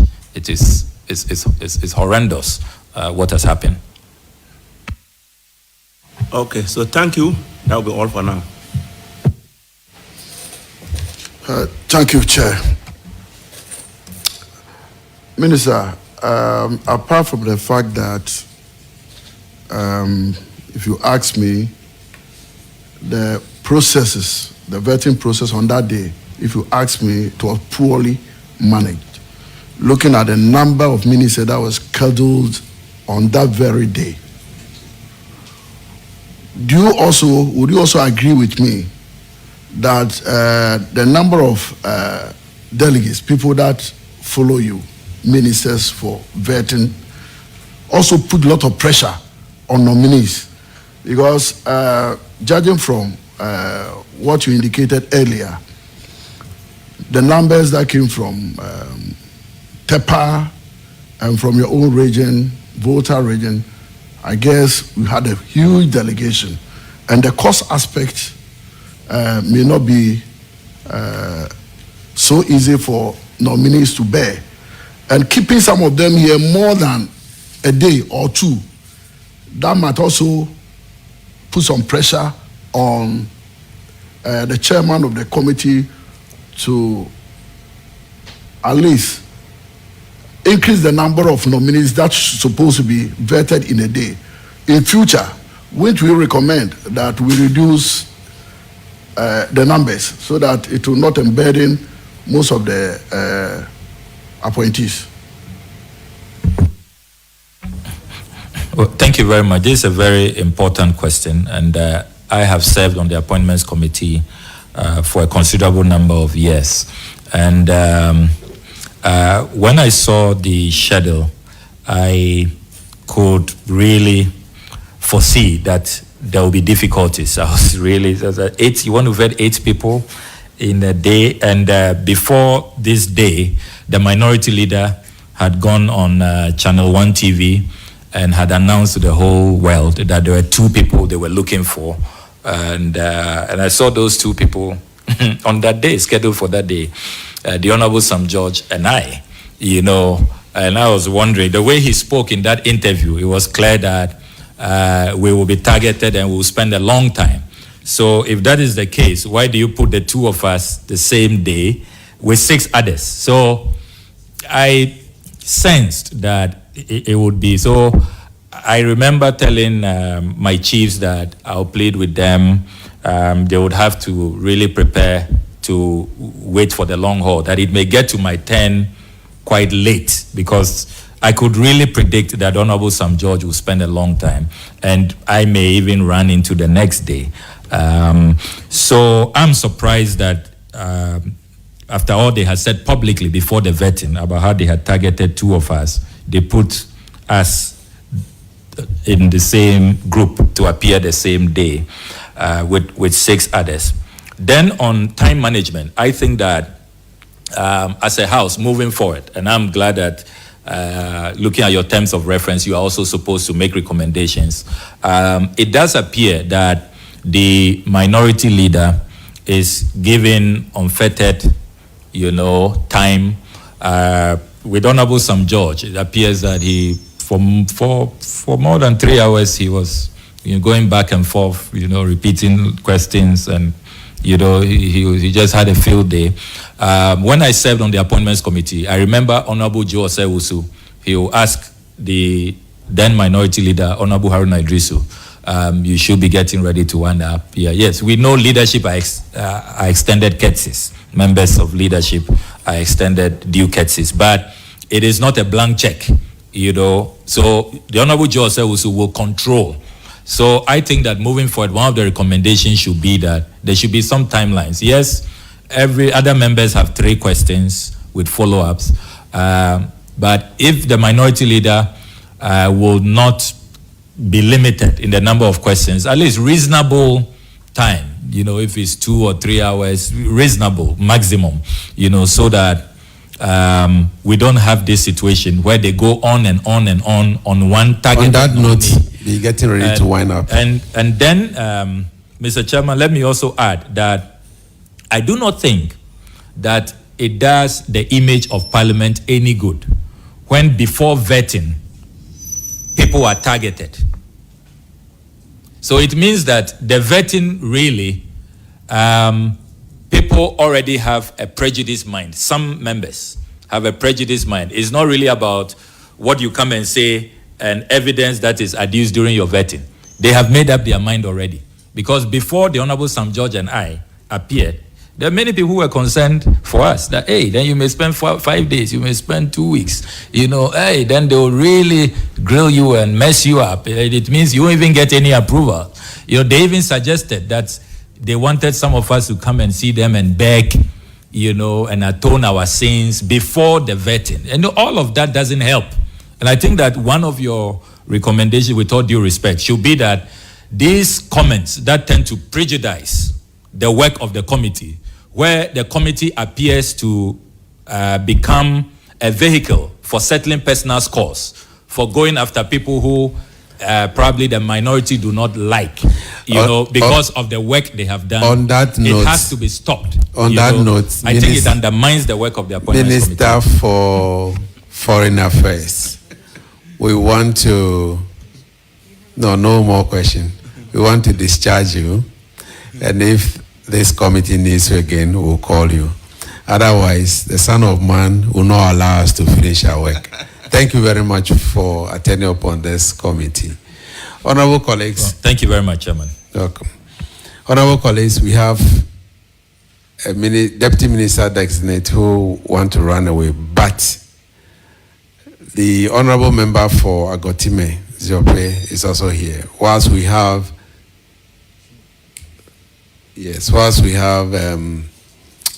one of the, you are discharged. And we want to plead with 2 of our members, honorable members, to allow Mr. George Glory Opeku. Is it Opeku? Okay. To take his oath. And then after that, we'll take the 2 of our colleagues. Mr. George Opeku, before you take the oath, you are not here for the video.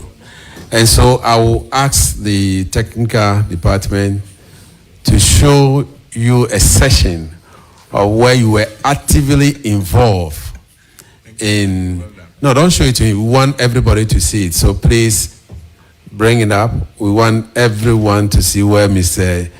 George Glory Opoku was actively involved. And so nobody would question this committee for bringing non-MP to this committee. The reason why we brought him, I believe all of you will say it, and then we can all give our judgment.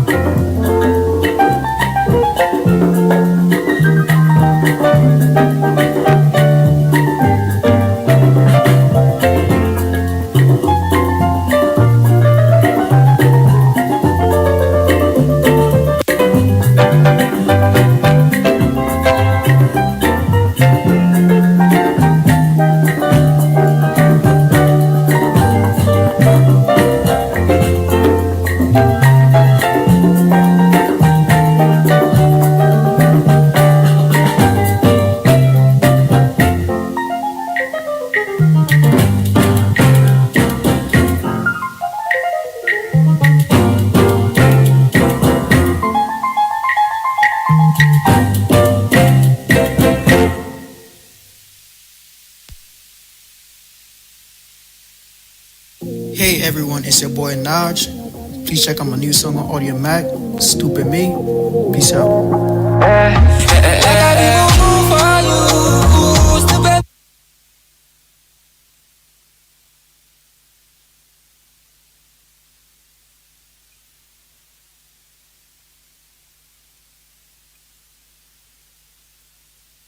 Are you ready?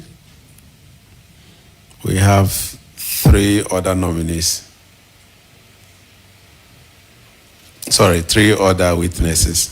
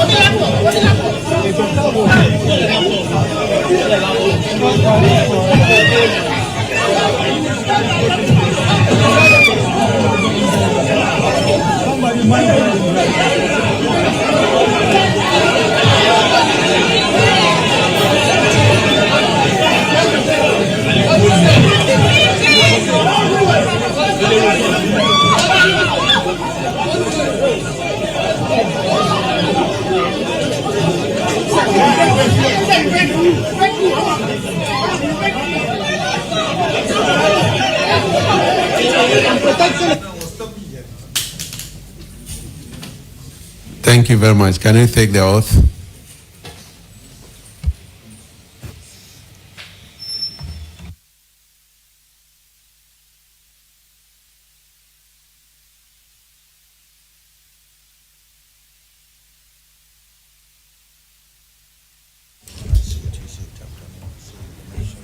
Okay. Yes, lift it. Lift the Bible.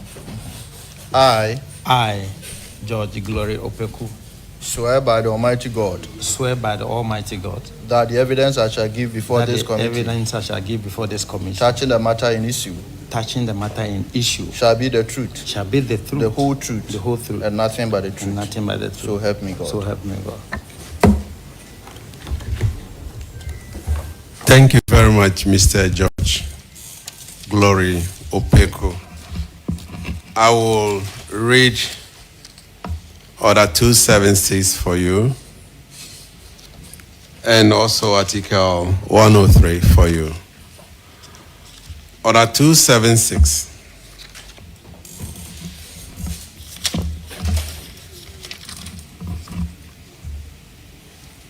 Order 276 of the Standing Orders of Parliament 1 says that a committee shall examine a witness on oath or solemn affirmation. The clerk to the committee shall administer the oath or the solemn affirmation contained in the first schedule. I believe that is what exactly you've just done. Then Article 103 that our honorable colleague read. I was going to read it to you, but you heard him. But I want to repeat it for emphasis, especially 6. 103.6 says that a committee appointed under this article shall have the powers, rights, and privileges of the High Court or a justice of the High Court at a trial for A, enforcing the attendance of witnesses and examining them on oath, affirmation, or otherwise, compelling the production of documents and issuing a commission of requests to examine witnesses. I believe you heard what the Constitution says and the standing orders of this House. Mr. George Glory Opeku. Yes, Chairman, I do. So you are under oath and you're also appearing before a committee, special committee, to investigate what happened here during the vetting of some nominees of His Excellency the President by appointment committee. Now, this committee was set up to investigate all that happened here. And we saw in the video a gentleman who was wearing white.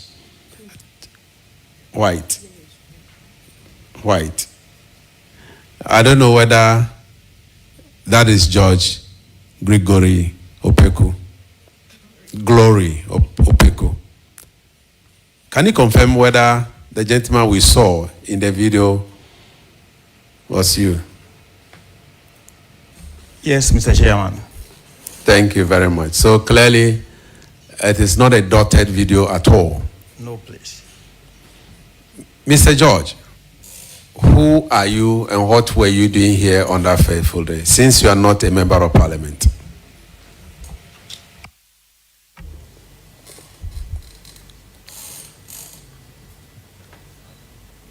Thank you, Mr. Chairman. On that fateful day, I entered into the vetting room with Honorable Ablakwa. I came with him to support him through his vetting time. That was my reason of entering here. Were you part of the 10 members of his entourage that were supposed to be in this room with him? Mr. Chairman, I don't have any letter to that effect to know 10 or 20 or the number of people that will be here with him. So, will you state that Honorable Samuel Okudzeto Abraka, who just left, will agree with this committee that you were part of his entourage that came to witness his vetting on that day? Yes, Mr. Chairman. Did he give you any invitation letter personally, or he called you to be part of his vetting? No letter. I call and congratulate him, and he said the 30th will be his vetting day. So if I can make a time. Do you have any text message or any evidence from him that he called you, he sent you a text message? Because I have a text message that the caucus chairman, he has invited all of us to be here. And I can show you that text message as evidence. Did you have any text message from him? No, Mr. Chairman. On that note, you came on your own to witness his vetting. Yes, Mr. Chairman. Before I ask you to tell us what you saw or what you witnessed and why you were involved, are you aware that on this table, if the chairman did not invite you to sit here, as I did today, you are not permitted to be where members of parliament are supposed to be? Are you aware? No, Mr. Chairman. So for the emphasis and for education, this committee sitting is just like parliament or the plenary. Now, as we sat down, if I have not permitted you, you are a stranger. And so we are going to look at you as a stranger in parliament on that day. And do you agree to that? If you are not comfortable with any of the questions and you want a lawyer, we can allow you to bring a lawyer so that you come back on Monday. I would like to know that if I need to come with invitation to the vetting room, is that what you are saying? I'll repeat myself again. When a committee of parliament is having meeting, and I'll read it for you from the standing orders, it is assumed that parliament is sitting. Now, in the chamber, you cannot enter the chamber to sit where members of parliament sit. And so on that day, our standing order says you were a stranger in the chamber. Because you are not a member of parliament, where MPs were, you are not supposed to be there. And my question is, are you aware? I'm not aware, my lord. Oh, Mr. Chairman. Ignorance of the law is no excuse. And there are consequences of disobeying our order. Now, I want to repeat myself again. Do you want to come with a lawyer so that we can extend your time to Monday? I would like to come with a lawyer. Honorable members, I would want you to extend an invitation to our colleague and ask that he comes back on Monday, because there are legal issues that we need to sort out. And then we'll also invite Honorable Samuel Kujeto Ablakwa to come with him on Monday again to testify whether he indeed invited him, because of where we saw him in the video among members of parliament. Our standing orders talks about strangers.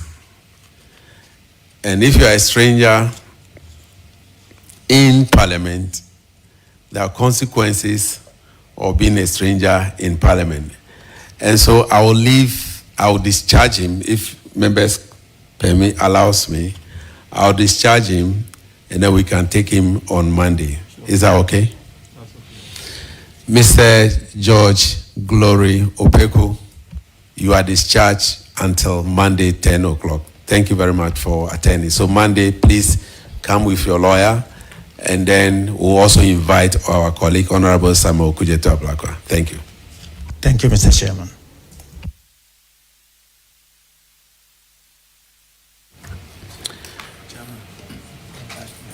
So we'll take. We'll now have Honorable Minister for. Oh, sorry, Deputy Minister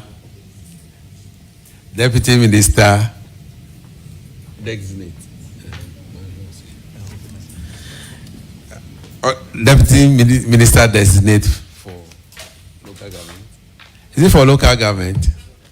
Local government, Chieftaincy and Religious Affairs, Honorable Rita Na Odole Soa. Can you please take the oath?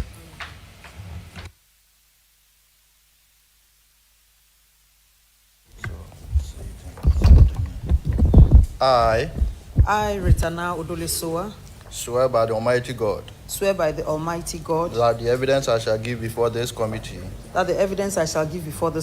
touching the matter in issue shall be the truth, the whole truth, and nothing but the truth. So help me God. So help me God.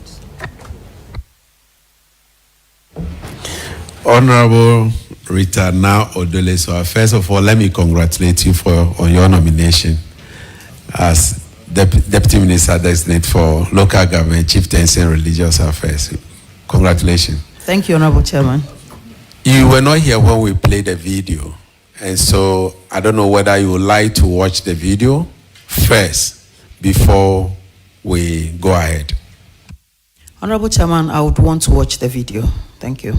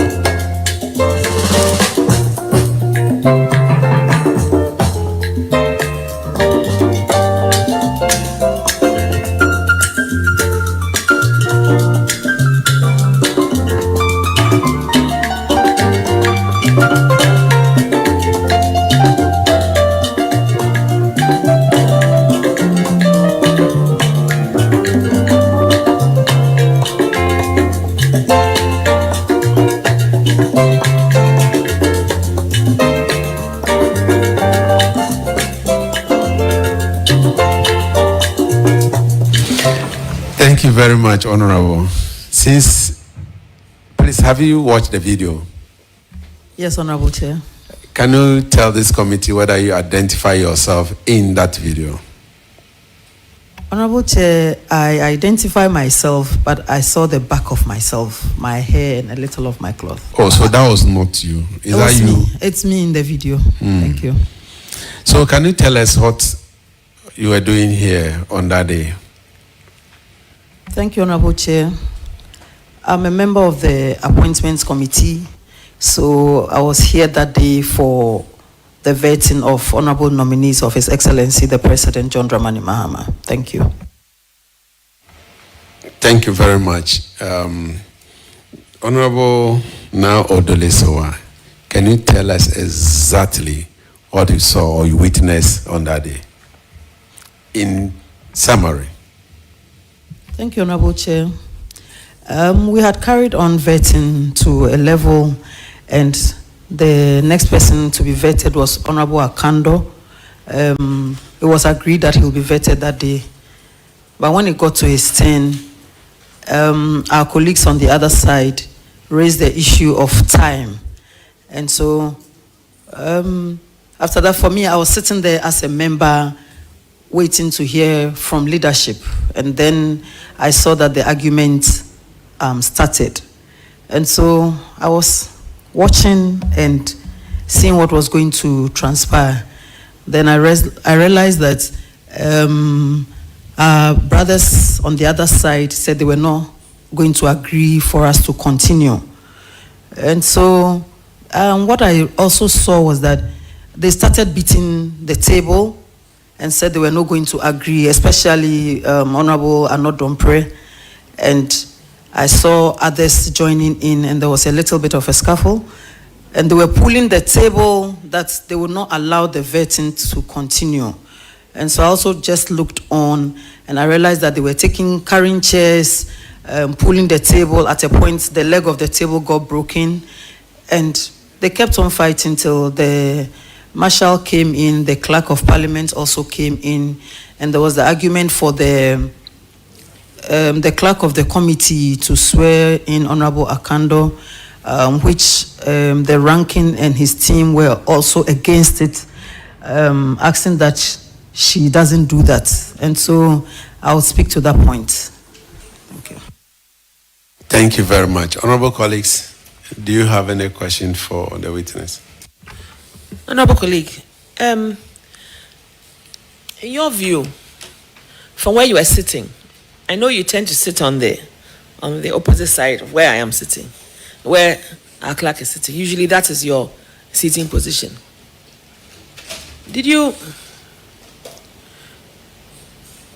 At what point did you anticipate that this situation was getting a bit out of hand?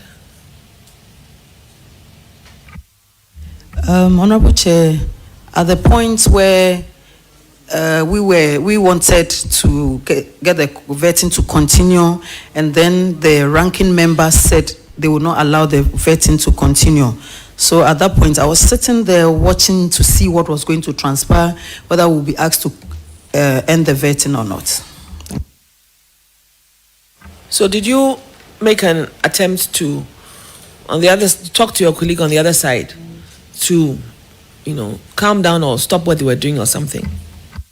At that point, I realized the leadership were arguing among themselves. So I sat quietly, looking on and hoping that nothing untoward will happen. Thank you.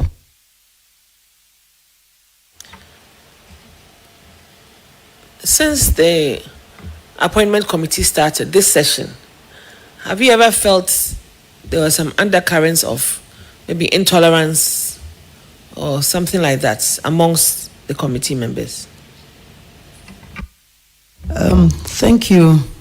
Normally, we do meet before sitting starts, and views are heard from both sides. And so most of the time we come to an agreement before we start sitting. So that's what I can say. Thank you. No further questions for now, Chairman. Thank you, Honorable Chair. Honorable colleague, just since the appointments committee started sitting, was that the day that you actually vetted the highest number of nominees?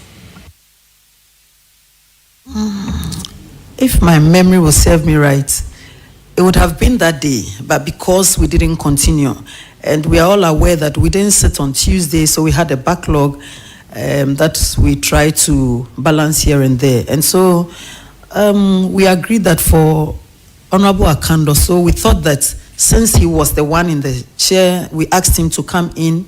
I'll say the chairman asked him to come in. We thought he would be vetted, but I would say that was the day I think we had the highest number. Thank you. Did you feel unsafe at any point? I felt very unsafe but I had to be calm in my seat. And one thing I want to say is that when you look at this hall and the number of people that come in, if there's any danger, where do you pass? And I didn't know what was going on outside this room, and so I didn't want to risk going out. That's why you saw me seated quietly in my chair. And I would want to add that I'm happy that the rules governing this appointment vetting will be adhered to, because the number of visitors that troop into this room, I mean, it's not the best. And so where you have visitors or guests of appointees or nominees also joining in the arguments, I saw some of them moving from where they were supposed to be and coming around the table, and I don't think that's the best. So if we can consider even the in and out and the number of people coming in, I think it will be the best for us. I really felt unsafe. Thank you. Thank you, Chair. I would like to ask you, we know among the leadership on the other side, we have one woman who's a first deputy minority leader.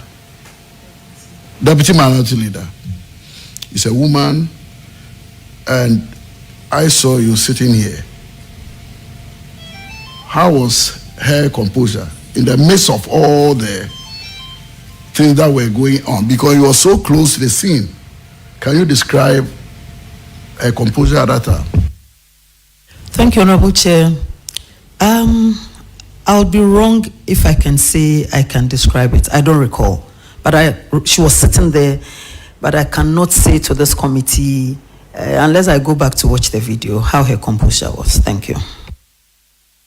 I ask this question because with all the things that are happening, I thought if leadership or parliament, we have a lot more women among leadership in parliament, probably we could avert some of the situation because of the calm nature of women. So, looking at the whole episode on telly, I could see it was just in the midst of the men within, where all these things were happening. So I was asking myself, even though the minority chief whip, he had a phone on, so we could hear all the things that he was saying, but Mama part was a bit calm.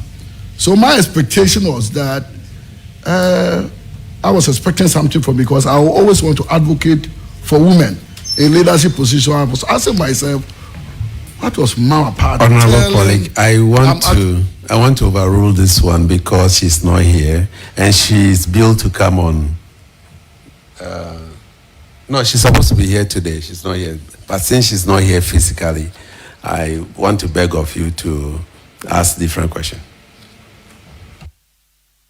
Chair, the question, because I just wanted to find out the mood, whether you overheard her calming, the leadership of the minority side, because that was my expectation. And because he wasn't on there, he didn't have the mic, so I couldn't hear what she said. So that is what I wanted to find out. Yeah, say anything at all. Thank you, Honorable Chair. She was seated, like he said, right in the midst of them, and the noise. The noise. So I didn't hear her. Thank you very much. I was also seated there quietly, and so. But my one disappointment I had was also how the clerk to the committee was threatened, and I don't think that's the best for us, having passed the affirmative action bill into law. And sometimes I believe, in as much as the men want us to be mediators or assume that we are calm people and that we need to come in when there are certain situations, I think the men should also consider us and deal with us well. Well, the minority leader apologizes to us, even on the floor of the House. So, any more questions? Otherwise, we'll discharge. Thank you, Chair. I think one thing that keeps coming up is the issue of scheduling. And because you're on the committee, I'm going to extend this question to you, but only if you can answer it. Was there any discussion in any of your pre-sittings to modify the schedule based on the fact that you had a backlog to deal with? And was this communicated to the nominees, to your knowledge? Thank you very much, Honorable Chair. Yeah, we met and then we agreed that we need to modify the arrangements of inviting the nominees because we had a backlog for the Tuesday and it was agreed. But along the line, since some of the questions went very far, I think the time was of essence. And so, in as much as we agreed, I won't say, I don't know at which point that the agreement broke down. Okay. If you can recall, what was the agreement with regards to scheduling? Okay. Thank you, Honorable Chair. What I'll recall is because of the Tuesday, we had the backlog. It was agreed that we'll add some of the Tuesday to the Wednesday, and then some of the Tuesday even to the Thursday. So that's what I can recall. On that note, I want to thank you so much for attending up on the committee. You are humbly discharged. We'll call upon you when the need arises. Can we have Honorable Charles Agbeve? Then after that, we'll have the Marshal, and then we'll have Honorable who I just won, Emiliata, Minister for Fisheries.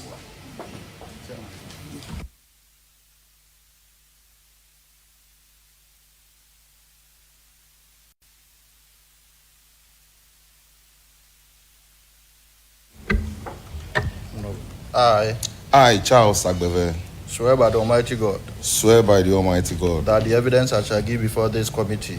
That the evidence I shall give before this committee. Touching the matter in issue. Touching the matter in issue. Shall be the truth. Shall be the truth. The whole truth. The whole truth. And nothing but the truth. And nothing but the truth. So help me God. So help me God.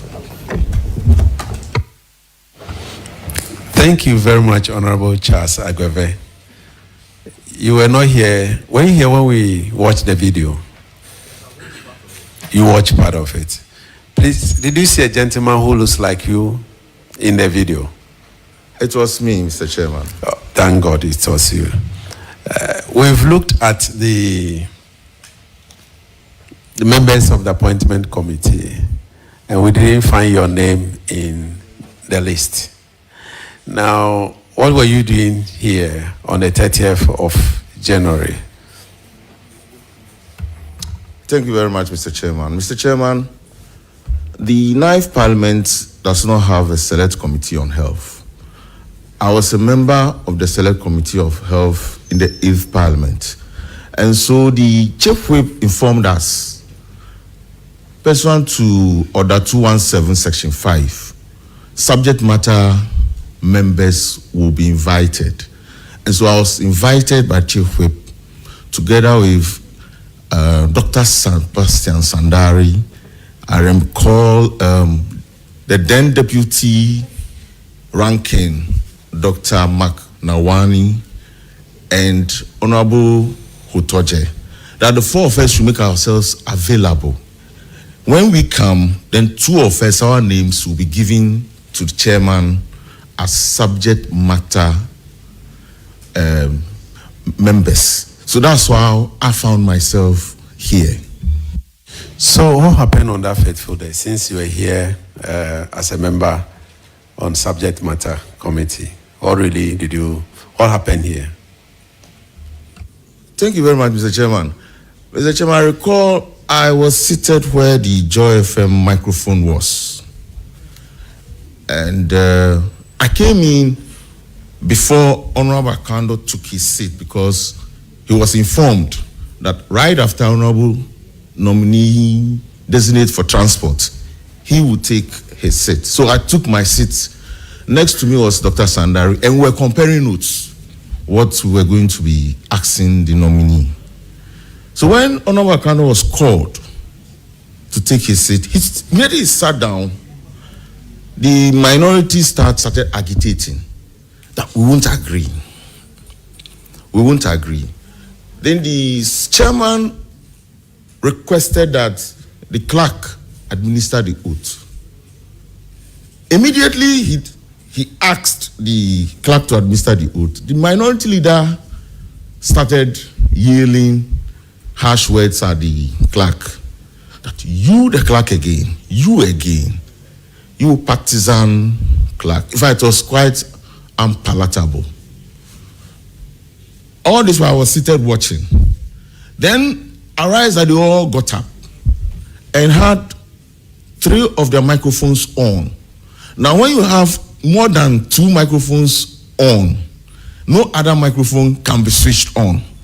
So it was difficult for Honorable Kando and the clerk to administer the oath. So that was the first strategy they used to actually block the administering of the oath. You said that was a strategy they used to block. Yes, because who used that strategy to block? Honorable, the minority chief whip. He quickly pressed on the consoles, and once you press 1 or 2 or 3 consoles, you cannot get a 3rd or 4th console working. And that was how come whatever he said was heard loud, because he had his microphone on, he had the 2nd one next to him on, he had the 3rd one far away from him on. And because of that, the oath could not be administered. So anything he said was now loud, and all of us were hearing it. Then the pulling of the table started. In fact, the first thing that happened was the pulling of the table. When the table was pulled, the chairman was still seated. The console right in front of him is where you are, where your console is. It's exactly where his console was. When it was put, because it was sitting on both tables, it fell. And once it fell, we saw the damage.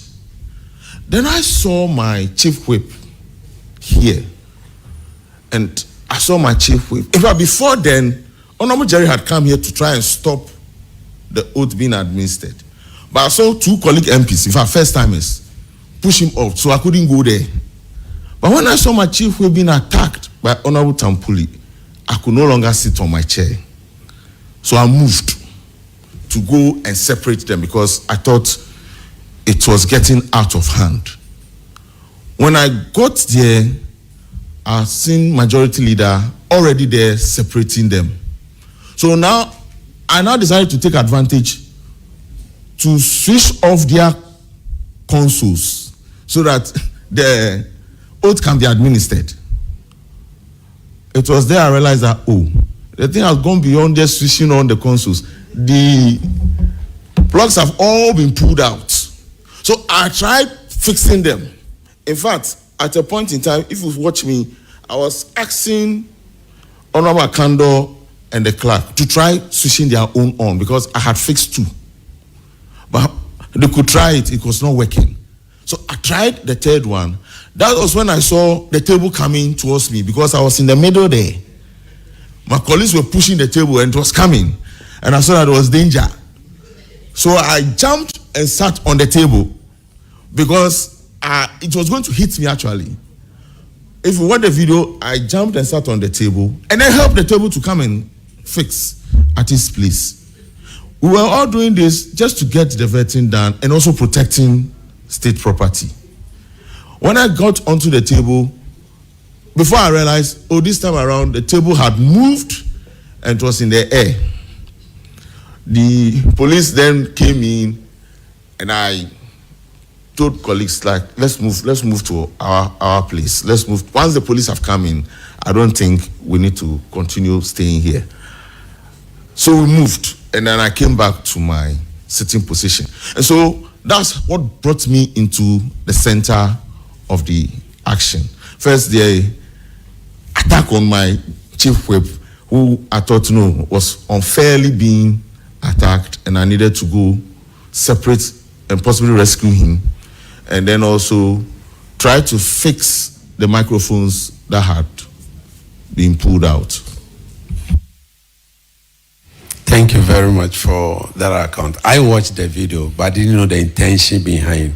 I thought you were also trying to pull the table and, removing cables. But now that you have explained it, we'll further watch the video. I'll leave my colleagues to ask questions.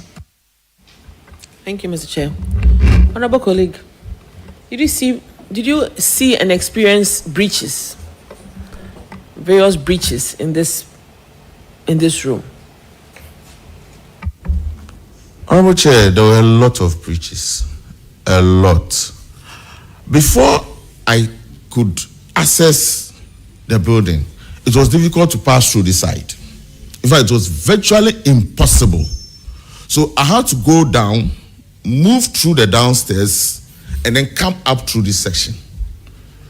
Because the numbers on the corridor and in the room was just unbearable. We had almost, I think if I'm not mistaken, 4 of the nominees' supporters all packed here.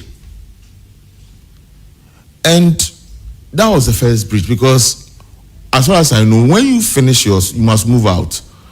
But those who were yet to be vetted had all their supporters up here. And that was the first breach I saw. The second breach I also saw was we were too many in the hall. This is the first breach was outside. Inside the vetting room itself, all the alleys of where the visitors were supposed to sit were packed. People were standing. And I thought it was just too much. And so the air conditions were rendered useless. The room was really, really hot that day. Then the third breach I also saw, I thought in Parliament, I've witnessed what happened in 2017 on the floor. I had witnessed what happened when the E-levy issue came up. And I thought we had embarrassed ourselves too much in public. And this should not happen ever again in this chamber or this house. So I thought when the minority were protesting that they would not be part of it, the normal thing the minority groups always do is to walk out and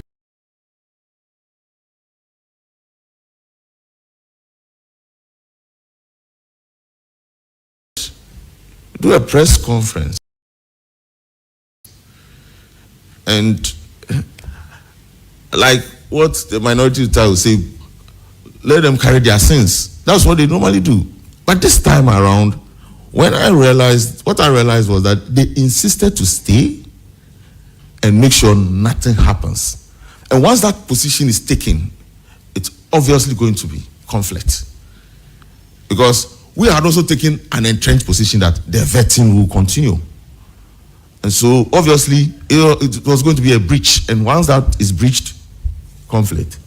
Then finally, because we had so many supporters in the hall,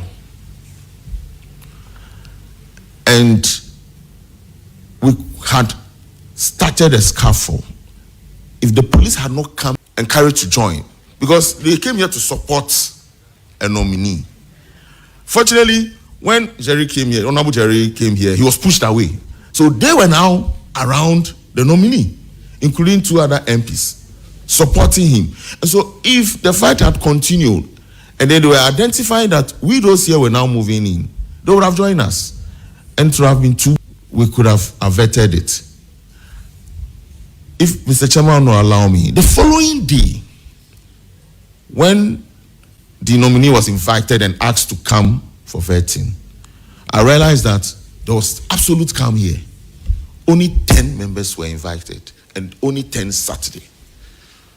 And so you could see clearly that there was clear sanity on this side until the minority walked in and started again. But this time around, we managed to handle it and had Honorable Akando vetted. And so these were the breaches I saw. All right, thank you very much for your viewpoint and for your rendition. Moving forward, what would you, because you are here in this space, and you saw what happened and you experienced it, what would you recommend moving forward in terms of, you've mentioned a bit about what maybe could be done, but moving forward with your experience and going through appointment committees, seeing these things done, what do you think should be done? And also maybe with crowd management, because now we have moved from just visitors to crowds. If you say the corridor was choked, then I wonder what was happening even on the ground, outside. Because usually people struggle to want to come upstairs to see what is happening and what things. What is your view on that? Thank you very much.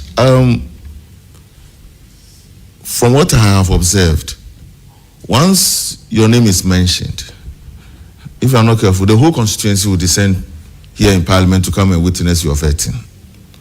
You can only manage with a few numbers. When you manage with those few numbers, others will find their way in here anyway. So you can't stop the crowd. What I think we can do is to still maintain the 10 that must come into the hall.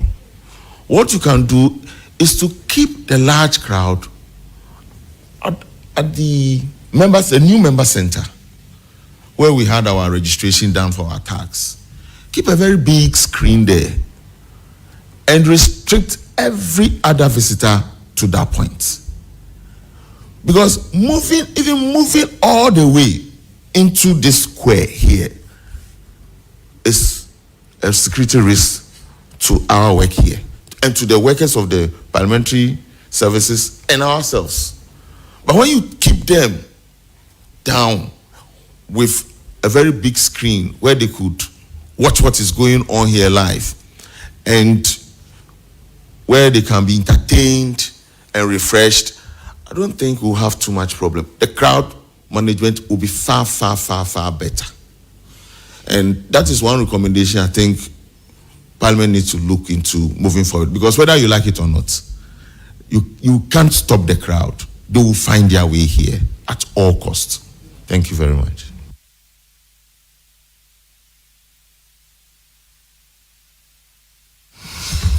Thank you, Chair. Honorable, let me find out from you. You decided to be a peacekeeper because the police were not here. Could we have averted the situation if the police had come in earlier? The situation would have been much better. The situation would have been much better. Before the police came in, I saw the marshals, the two, but they were helpless. What I saw they did quickly was to get the chairman out. That's the first deputy speaker, to get him out and protected. Then they came back to see how they can manage the situation before the police came in. The presence of the police tried to calm down the situation. First of all, by stopping others from joining in, and then also trying to stop other government properties from being destroyed. But our minority colleagues were putting chairs on the tables. And when our colleagues removed them, they put them back.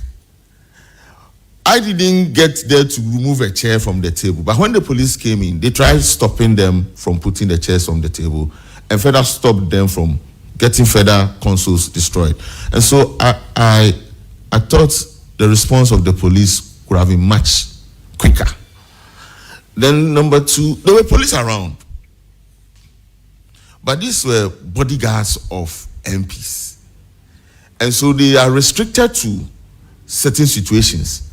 And so they were interested in protecting their MP than coming in to separate a brow.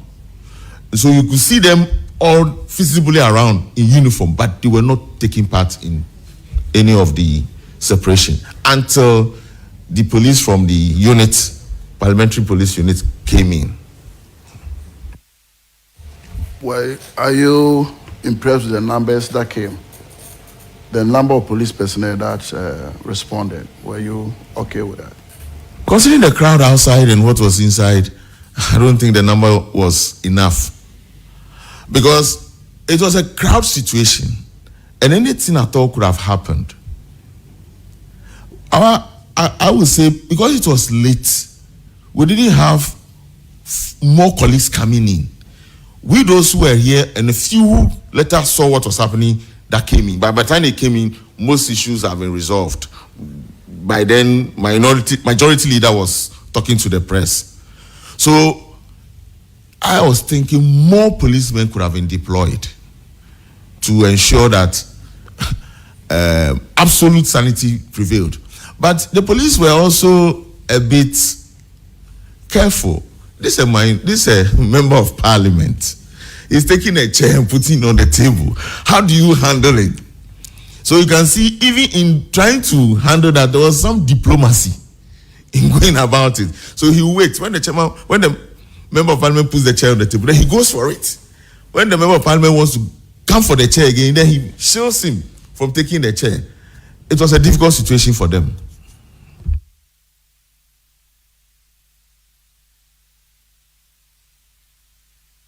Honorable Member, I saw this our reverse citizen, Honorable Ostingame. Did you see him? Yes, I saw him. I saw him at the corner. And what was he doing? Honorable Ostingame was a visitor. I saw him seated here. So when the whole thing started, initially, he moved in there and tried speaking to, I think, the minority leader and the chief whip, minority chief whip. But my attention was then taken to another member trying to put a chair on the table and trying to pull a table. So I didn't know what transpired again. But I saw him very clearly trying to calm things down. Chairman, I believe that this revered man should be invited as well to testify because, he's an expert within that space. So I suggest that let's get him to be involved. Thank you very much.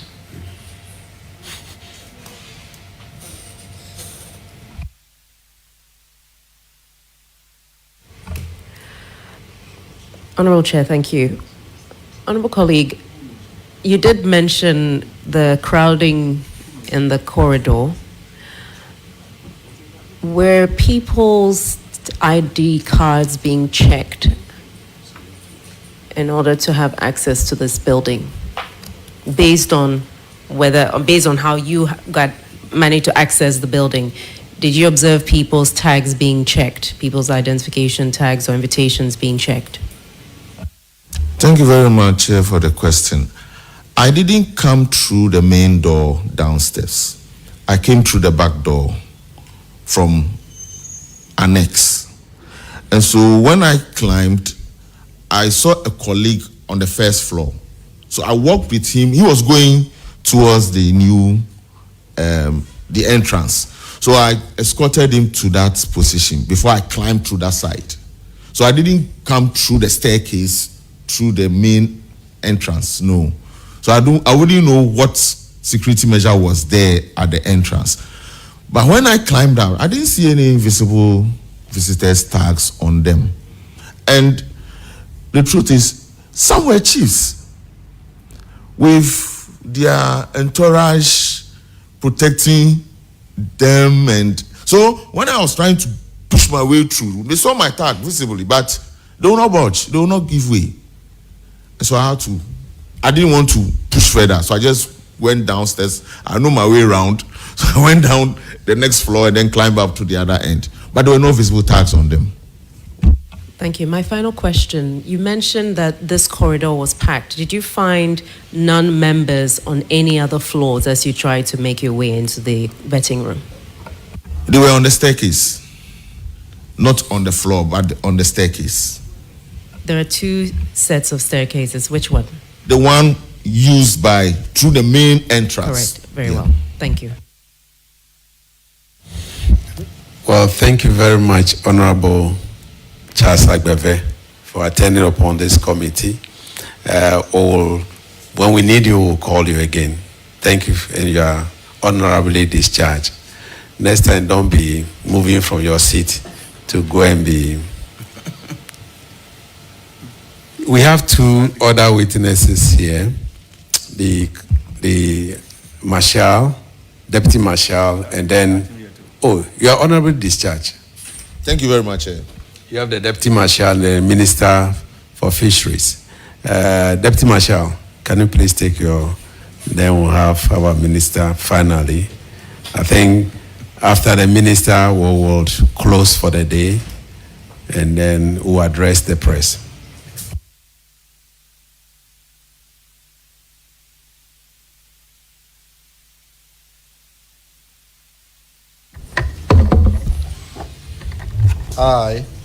I Wing Commander Frederick Bauer, swear by the Almighty God swear by the Almighty God that the evidence I shall give before this committee that the evidence I shall give before this committee touching the matter in issue shall be the truth, the whole truth, and nothing but the truth. So help me God. So help me God.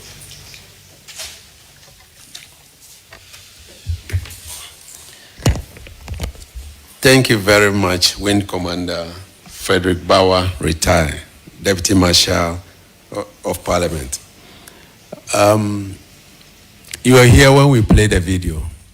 Yes, Mr. Chairman. Wednesday and today. Yes, Mr. Chairman. Did you see Wing Commander Bauer retire in any of the videos? Mr. Chairman, I did. So that means that he was here on 30th of January 2025. Yes, Mr. Chairman. Deputy Marshal, can you tell us what happened on that fateful day from your point as Deputy Marshal? Thank you very much, Mr. Chairman. The day in question saw a lot of supporters of nominees filling up virtually every space we had within the parliamentary precincts. In fact, we had noticed it appeared some had even slept over around the funeral grounds areas, and some of these people were prominent people, and I'm even suspecting chiefs. It was that. So on the evening of that day, we had put in place measures to make sure that only nominated people would come up to this room. But then, what we suspected happening, we were coordinating all the efforts we had put in place, but then chiefs would come with entourages, people from the ministries would come, and somehow, they managed to get access up here, even though it wasn't probably the time for their nominee. So we realized that the corridors were getting full. Down there, as we were trying to control, was also getting full. We tried preventing the drumming and dancing within the forecourt just outside the staff entrance. These were the activities happening. But around 21:45, we came up here and noticed that there was some disagreement among committee members as to whether vetting was to continue or vetting was to stop. Now, what my concentration was then to look out for strategies to try and prevent the situation from escalating into fisticuffs. So we're looking around to see what was going to happen and how best we could solve the situation. And in most of the cases, we had to get inside to just try to prevent one MP from getting physical access to the other, because that would then be fighting.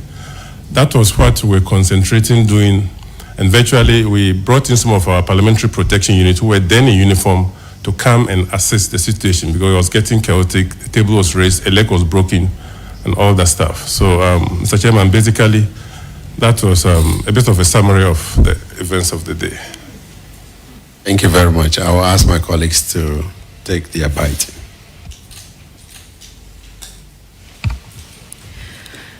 Thank you. I'm so sorry.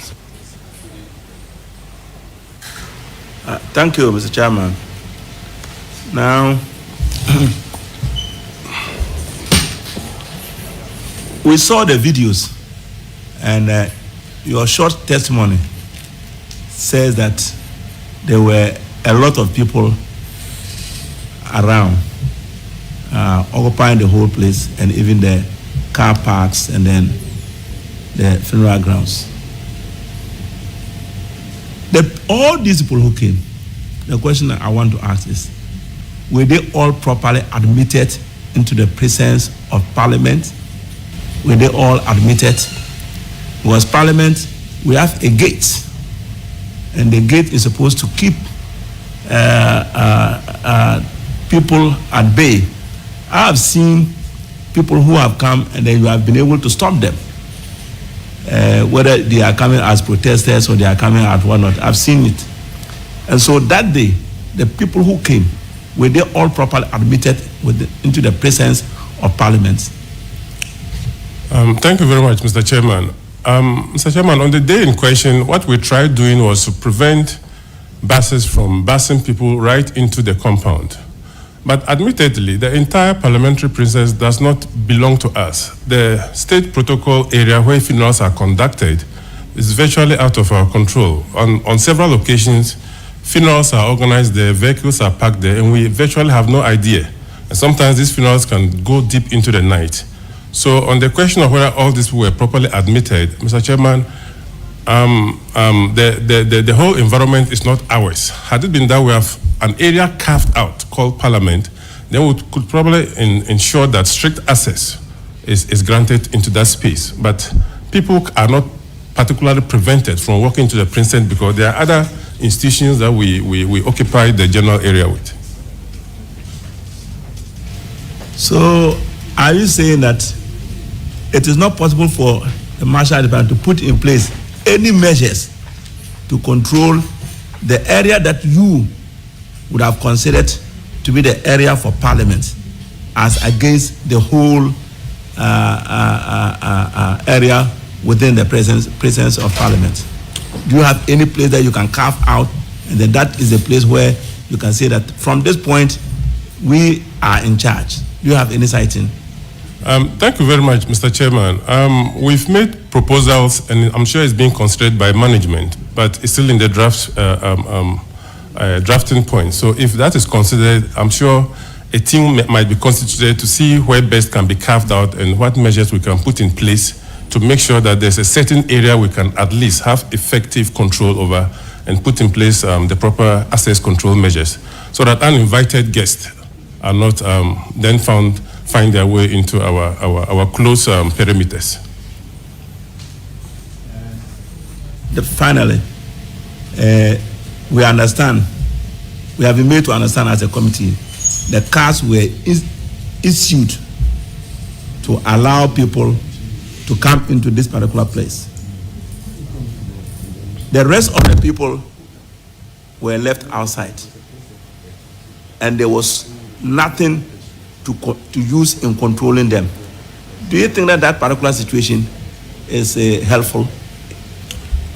Thank you very much, Mr. Chairman. First of all, we reconfigured the foyer down there with a number of chairs. About 200 chairs were organized there with television screens on to transmit this process live for those who were coming and maybe it wasn't their turn to come in. But Mr. Chairman, the numbers we had on that day, chiefs came. I mean, a chief would come with one invitation card, but he had 20 people following him. They are well accosted customarily. Even the police we had put in there to stop them, sometimes, as a matter of traditional courtesy, would end up, giving way for them to come because some of these people were elderly. And that was a challenge. So at the end of the day, they allowed them access up here just to see what was happening because they will tell you they came all the way from Wa, from Damango, and these were the challenges they had down there, even though we had put measures in place to prevent that if you didn't have a card, invitation card, you wouldn't find yourself into this room. But if a chief comes and his entourage is about 15, there's one card. Chiefs do not walk alone. Those were the challenges.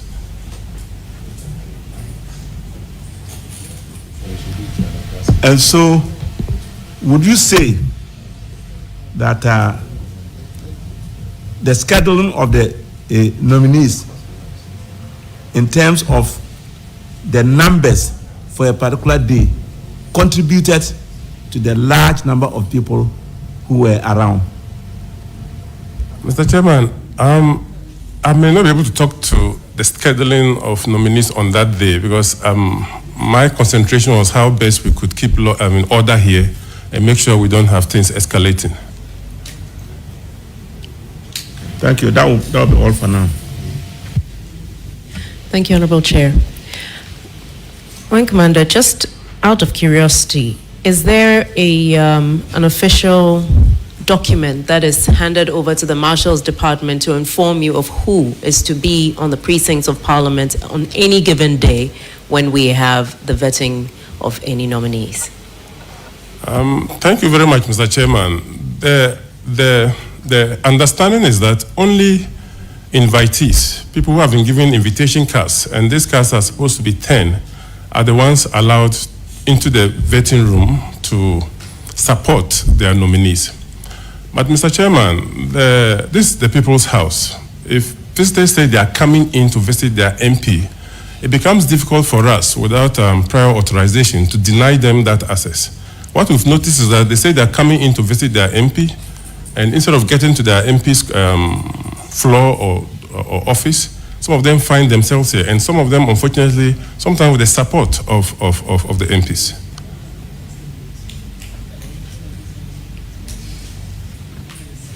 Thank you very much, Honorable Chair.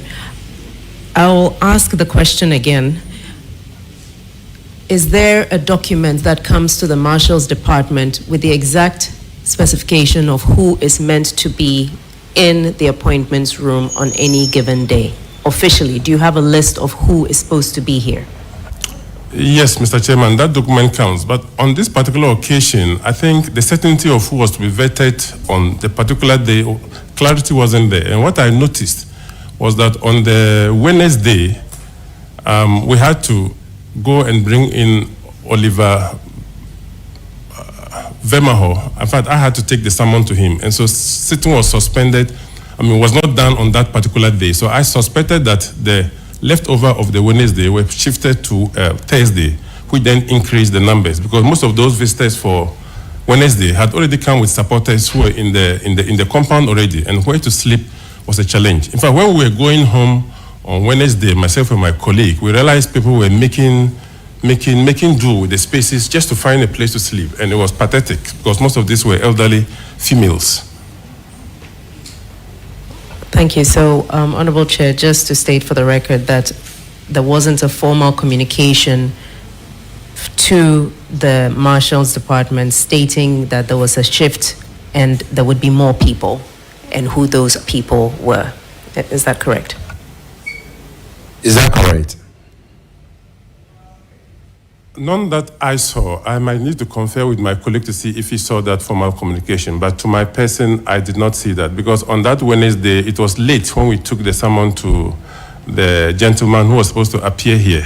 On the other day. So I wasn't back enough to check the mails. So I would then need to confer with my colleague to see. Please do confirm and let the clerk know before we finalize our report. We want it to be part of the report. Okay. Yes, Mr. Chairman. Thank you, Honorable Chair. I would like to find out whether, apart from the invitation cards, people who were granted access were given tags or ID cards as proof of having been admitted.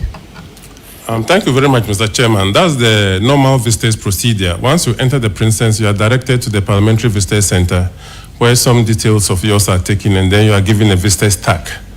And then you go to the particular floor or particular MP you are looking for. But on this particular said day, I think even way beyond the 1700 hours that normal visitors come in, others had trunked in. And frankly speaking, they didn't all go through the visitors center to get identification tags. So we kept most of those ones at bay down there, and they were in the foyer watching TV and watching the proceedings.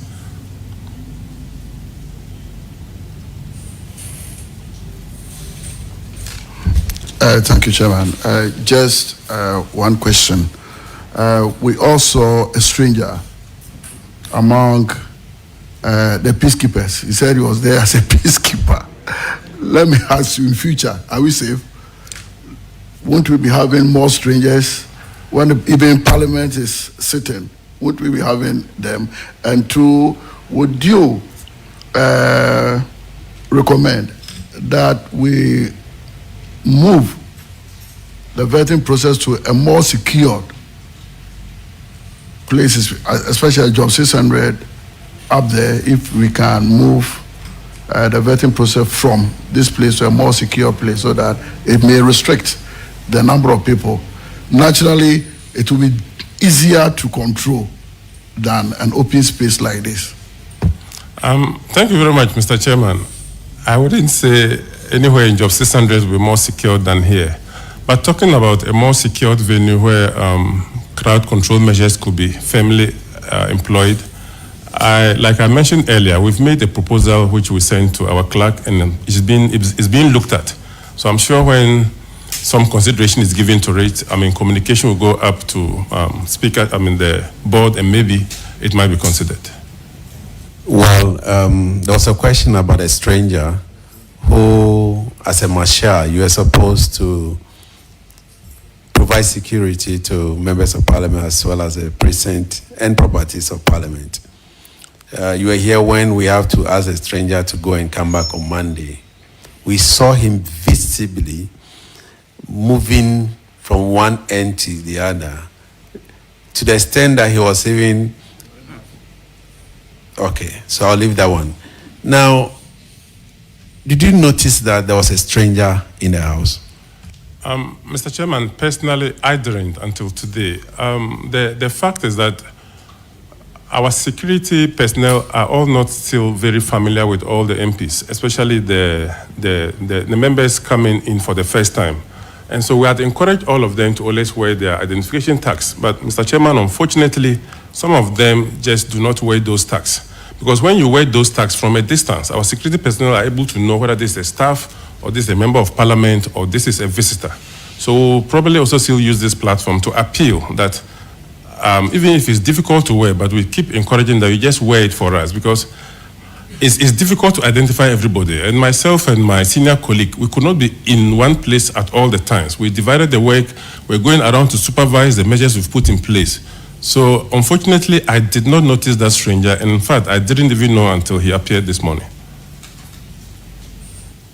Thank you. Thank you, Mr. Chair. Marshal, do you think that perhaps your response could have been quicker when the chaos started and you entered? You were not in the room at that time, were you?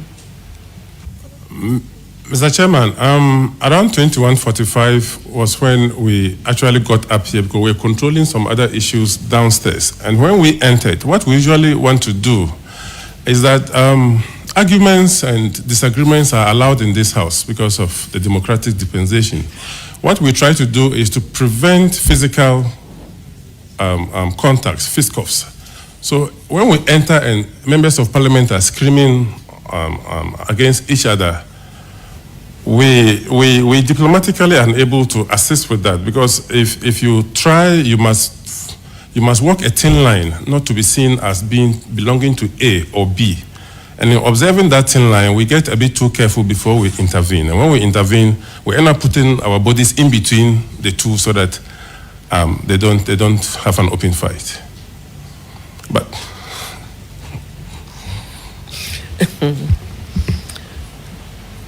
that still didn't answer my question, whether you think your response was on time or a bit delayed. Mr. Chairman, it's a very difficult question for me because until there were bangings on the tables and attempts at physical destruction of things, where we now asked in the other uniformed police to come in. But Mr. Chairman, we had police in civil clothing who work with PPU. They were all in the room. We're all trying to do separations, calm down issues, try to mediate. I had to pull a number of MPs to the adjoining offices just to convince them that there was no need for us to go into this because cameras were watching, and some of it worked. So those are some of the things we're doing behind the cameras and behind the scenes. But as to whether the intervention was early or timely, the difficult thing is that if we move in 20 or 30 policemen into the room, it may be seen as intimidation. It may be seen that you're trying to intimidate the process, and so we are not trying to allow the process to take its normal course. So we do all this balancing, and when we realize it's getting out of hand, then we move in the uniform personnel. Okay. Were you given the schedule? In fact, are you given the schedule for vetting? Typically, is your department given the schedules? Yes, Mr. Chairman, we are given a schedule for vetting. So you were given for that day as well? I explained the circumstances of that day that I would verify with my colleague and get back. Okay. Do you screen people for, because of the crowd in the corridor and within, did you actually screen people? Somebody may be holding a weapon, a knife, something. Did that take place? Mr. Chairman, thank you very much. The challenge with those crowds is just one of the issues the honorable member has mentioned. And we're looking at measures at which, even from the main entrance, all such screening will take place. But like I mentioned earlier, having complete and thorough screening of people from the main entrances to the Princess of Parliament, where we do not completely own, becomes a bit of a challenge. Okay, so my last question is, as marshals, you see to the whole premises, but there are times when people, even on ordinary days, they come into the lifts and they can meander their way through all the corridors and all that. That also falls within your purview, doesn't it? And what are you doing about that? Mr. Chairman, it does. Most of our corridors have access doors, which can be opened with your ID card and badges. But respectfully, I don't know about honorable members, but most staff sometimes don't use the access badges to open the doors. And even in some of the floors in Job 600, realize members, because some of them don't wear their ID cards, which have access to open the corridors, the doors are left opened. And so one visitor who says is coming to second floor ends up at the 8th floor. Because ideally, when you go to the visitor center, you are only directed to that particular floor. And there are receptionists on each floor to help you access that particular MP and step out. But the challenge is that the visitor comes and then decides that he has remembered another MP he wants to see on another floor. And then the floor door is opened. So he might just end up getting there. We're trying to put in place measures to make sure we have men on all the floor. But as it is now, because of challenges in manpower and resources, we're not able to effectively man those things to make sure that loiterers then find their way into your lifts and the corridors. All right, thank you. Thank you for your insight. Wind Commander Bauer, I have only one question for you. From some of the MPs and witnesses that came, we heard them clearly say that there were press conferences. Some of their colleagues were on TVs mentioning that they were going to grill them. They have two of them who were to be grilled or who do not allow them to go through the vetting. These are all early warning signals. Did you pick that signal yourself? Mr. Chairman, no, I didn't. But do you have any intelligence in here that picks signals that there was going to be a chaos on that day? Mr. Chairman, the intelligence we picked was that we were going to be overwhelmed with crowd. That much we did. So we requested for assistance from the police to give us more men. But even then with that, but as to whether there will be chaos on the vetting room, I would see that as maybe one particular member may be given a lot of questions. We didn't anticipate the chaos being members of parliament getting at each other. I hope you have reported this to management officially. You've given your report about the situation to management. Mr. Chairman, that is true. Okay. So we can get that report too from management to aid us in writing our report. Well, Mr. Chairman, it's been forwarded to the clerk's office. I don't know whether we'll then we'll talk to him and see whether we can forward same to you. No, not from you. We'll talk to the clerk ourselves and pick it from him. Yes, Mr. Chairman. So there was a report on the chaos? Yes, Mr. Okay. Chairman. Wing Commander Bauer, you are humbly discharged. Thank you for attending upon this committee. When we need anything else, we'll call you again. Thank you very much. Thank you, Mr. Chairman. We will finally take our sister, the Honorable Minister for Fisheries, who will have to take an oath. But because she was not here when show the initial videos. I don't know whether I should like to watch the videos first. Okay.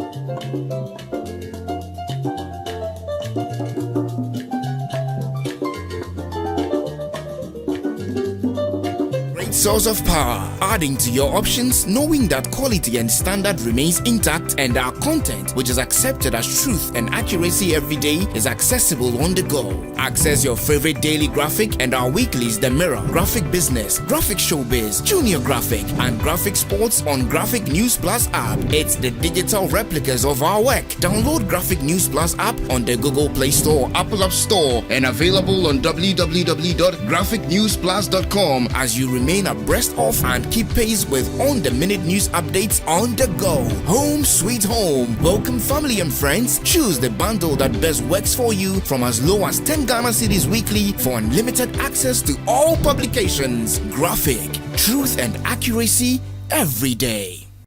Information is a great source of power, adding to your options, knowing that quality and standard remains intact, and our content, which is accepted as truth and accuracy every day, is accessible on the go. Access your favorite daily graphic and our weeklies, The Mirror, Graphic Business, Graphic Showbiz, Junior Graphic, and Graphic Sports on Graphic News Plus app. It's the digital replicas of our work. Download Graphic News Plus app on the Google Play Store, Apple App Store, and available on www.graphicnewsplus.com as you remain abreast of and keep pace with on-the-minute news updates on the go. Home sweet home. Welcome family and friends. Choose the bundle that best works for you from as low as 10 Ghana cedis weekly for unlimited access to all publications. Graphic, truth and accuracy every day.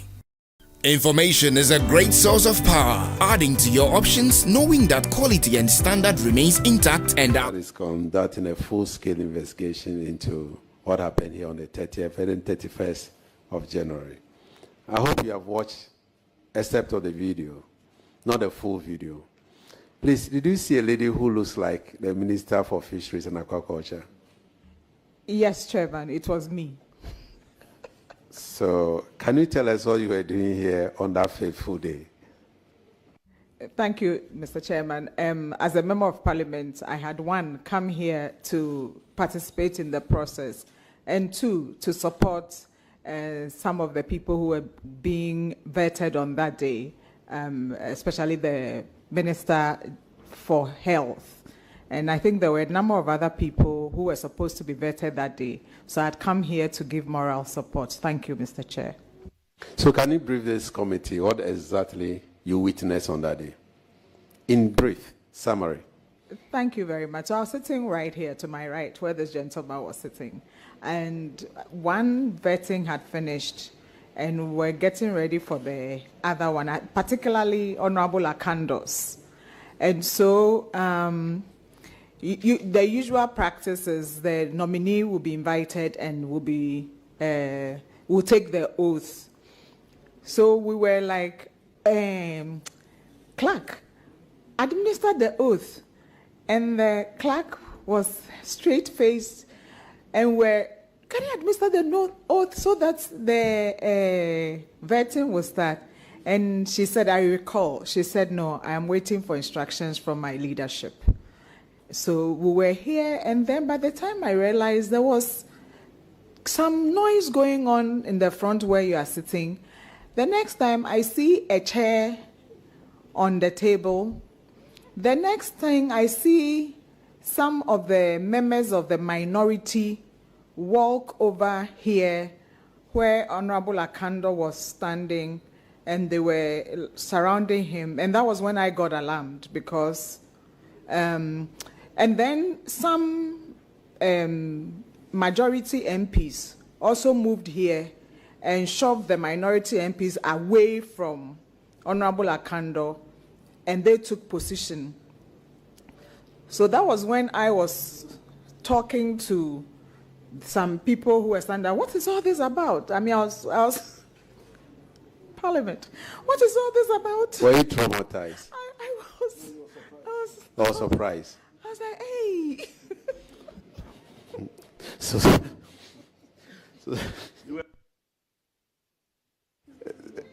Not frightened. We've seen some before, but I did not, for the life of me, expect that from having just finished one vetting, one person, and we're just moving on to the next person, and suddenly all hell breaks. Don't know what kind of all hell breaks loose, and I was amazed to see a whole member of parliament carrying a chair and putting it on the table. The next time I saw pushing tables away, I saw a microphone being shifted away. I was, and in all of that, what amazed me was the calmness of the clerk. She was so calm, just sitting down, so very professional. I mean, she has class. Aka fantimi sumaka igwe cho.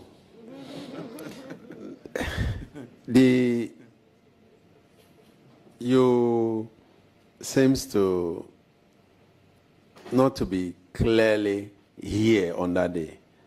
From your narration, you only witness part and parcels from your narration, even though you were here physically. I was here, sitting here. And so I didn't quite understand what happened in front there that resulted in the lifting of Good, chair. exactly. That's what I wanted to hear. Now, was there, you just mentioned that you saw some members from the majority side came to the rescue of Honorable Akando. Can you identify those majority from the majority side? Yes, I mean, one MP from Western North region. When I see him, I'll see him. I know the name, but it's not coming now. So we'll show you a picture now, Okay. for you to identify whether he was the one. Okay, sir. Thank you, Chairman.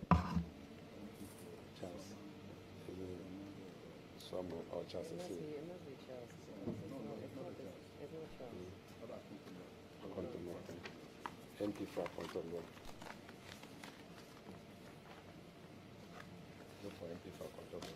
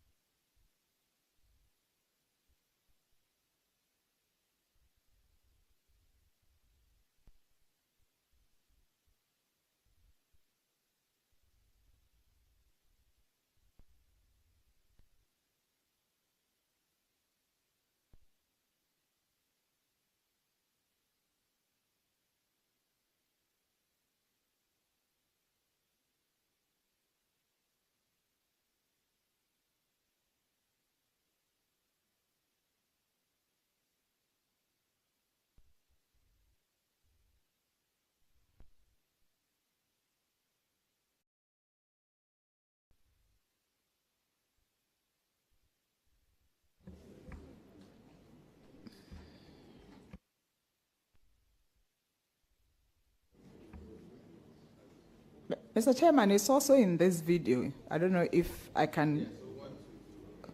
Okay.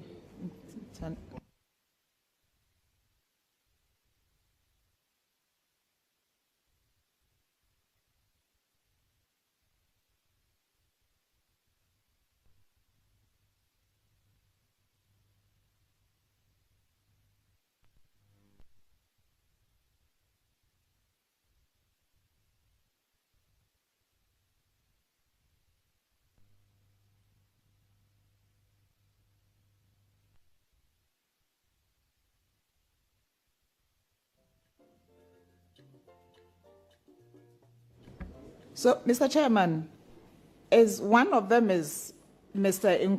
Kwame Pius, the Sefia Kontomra MP.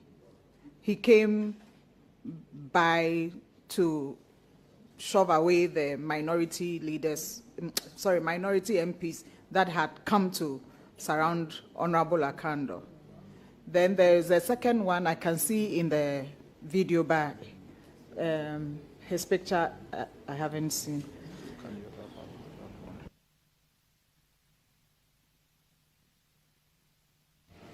Thank you very much for at least identifying one person. Now, honorable colleagues, do you have any question for the witness? Thank you, Chair. I want to find out. You said the honorable member for Akontomra came to give some protection. Was he under any threat at that time? And who was that person?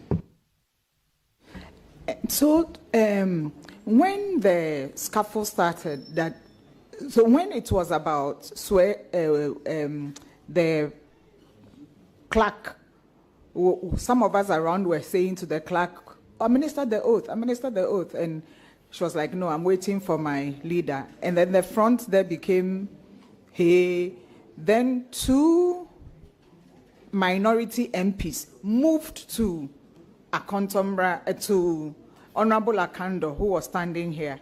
And I'm not a mind reader. I don't know what was going on in the minds of the majority MPs.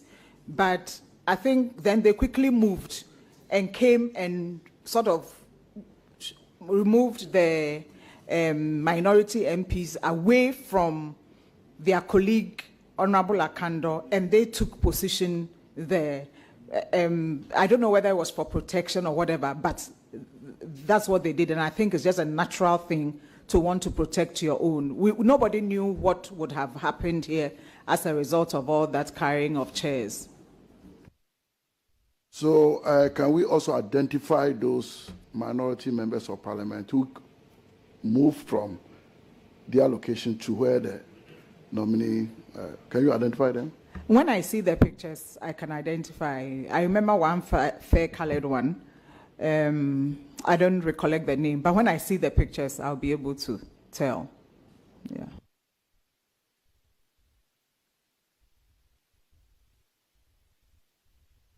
We'd like to show you some pictures if we'll be able to identify that person.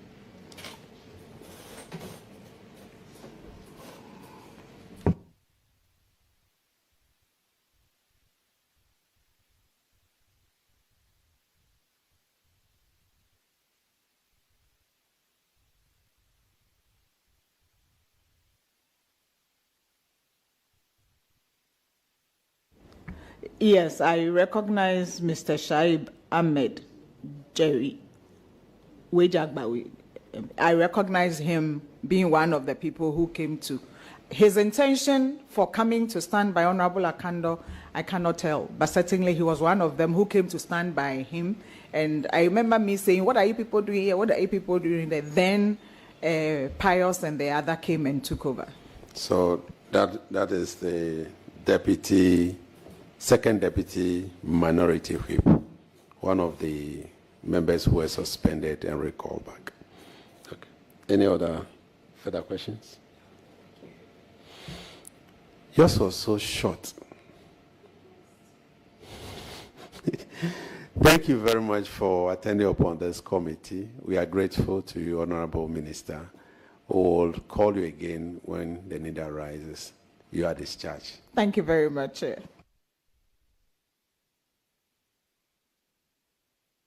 So, honorable colleagues, we have been able to take witnesses, about 10 out of the 18. We have Honorable Ahin, Honorable Konis Dauda, Honorable Dominic Bigna Adana Nitiwo, Honorable Charles Asiedu, Honorable Patricia J., Honorable Pius Kwame Nkwa, who was just identified by Honorable Minister for Fisheries. These are the honorable members who were supposed to appear before us today, Friday, since it was postponed. and they were not able to make it. We've not had any indication from the clerk as to why they will not be able to attend to this committee. And so we would request respectfully that you invite them in addition to the following members of parliament who are supposed to be here on Monday. Honorable Alexander Peño Makin, Honorable Frank Anodompre, Honorable Roxanne Nelson Eche Kwame Dapamakpo, Honorable Jerry Ahmed Shaib, Honorable Alhassan Tampoli Suleimana, Honorable Michael Ochri Befi, Honorable Rudolph Amaku Jampa, Honorable Mustafa Yusuf, Dr. Fred Chei Asamoah, Honorable, and then you add again Mr. George Glory Opeku and Honorable Samuel Kujeto Ablakwa to witness for him. He is to come with his counsel. On that note, I want to thank all of you. We have come to the end of today's sitting. We will continue with the public hearing, and I want to repeat it again. We'll continue with the public hearing again on Monday, 10 o'clock, to continue with this time around to find out exactly, especially those who are involved in the breaking of chairs, tables, and so on and so forth. And so, members of the media, we will ask and beg of you that Monday you'll be with us. The Clerk of Parliament will also be joining us on Monday as well. We've invited him, and so he should be here because he was visibly seen in the video as well. Thank you very much for coming to cover this investigation.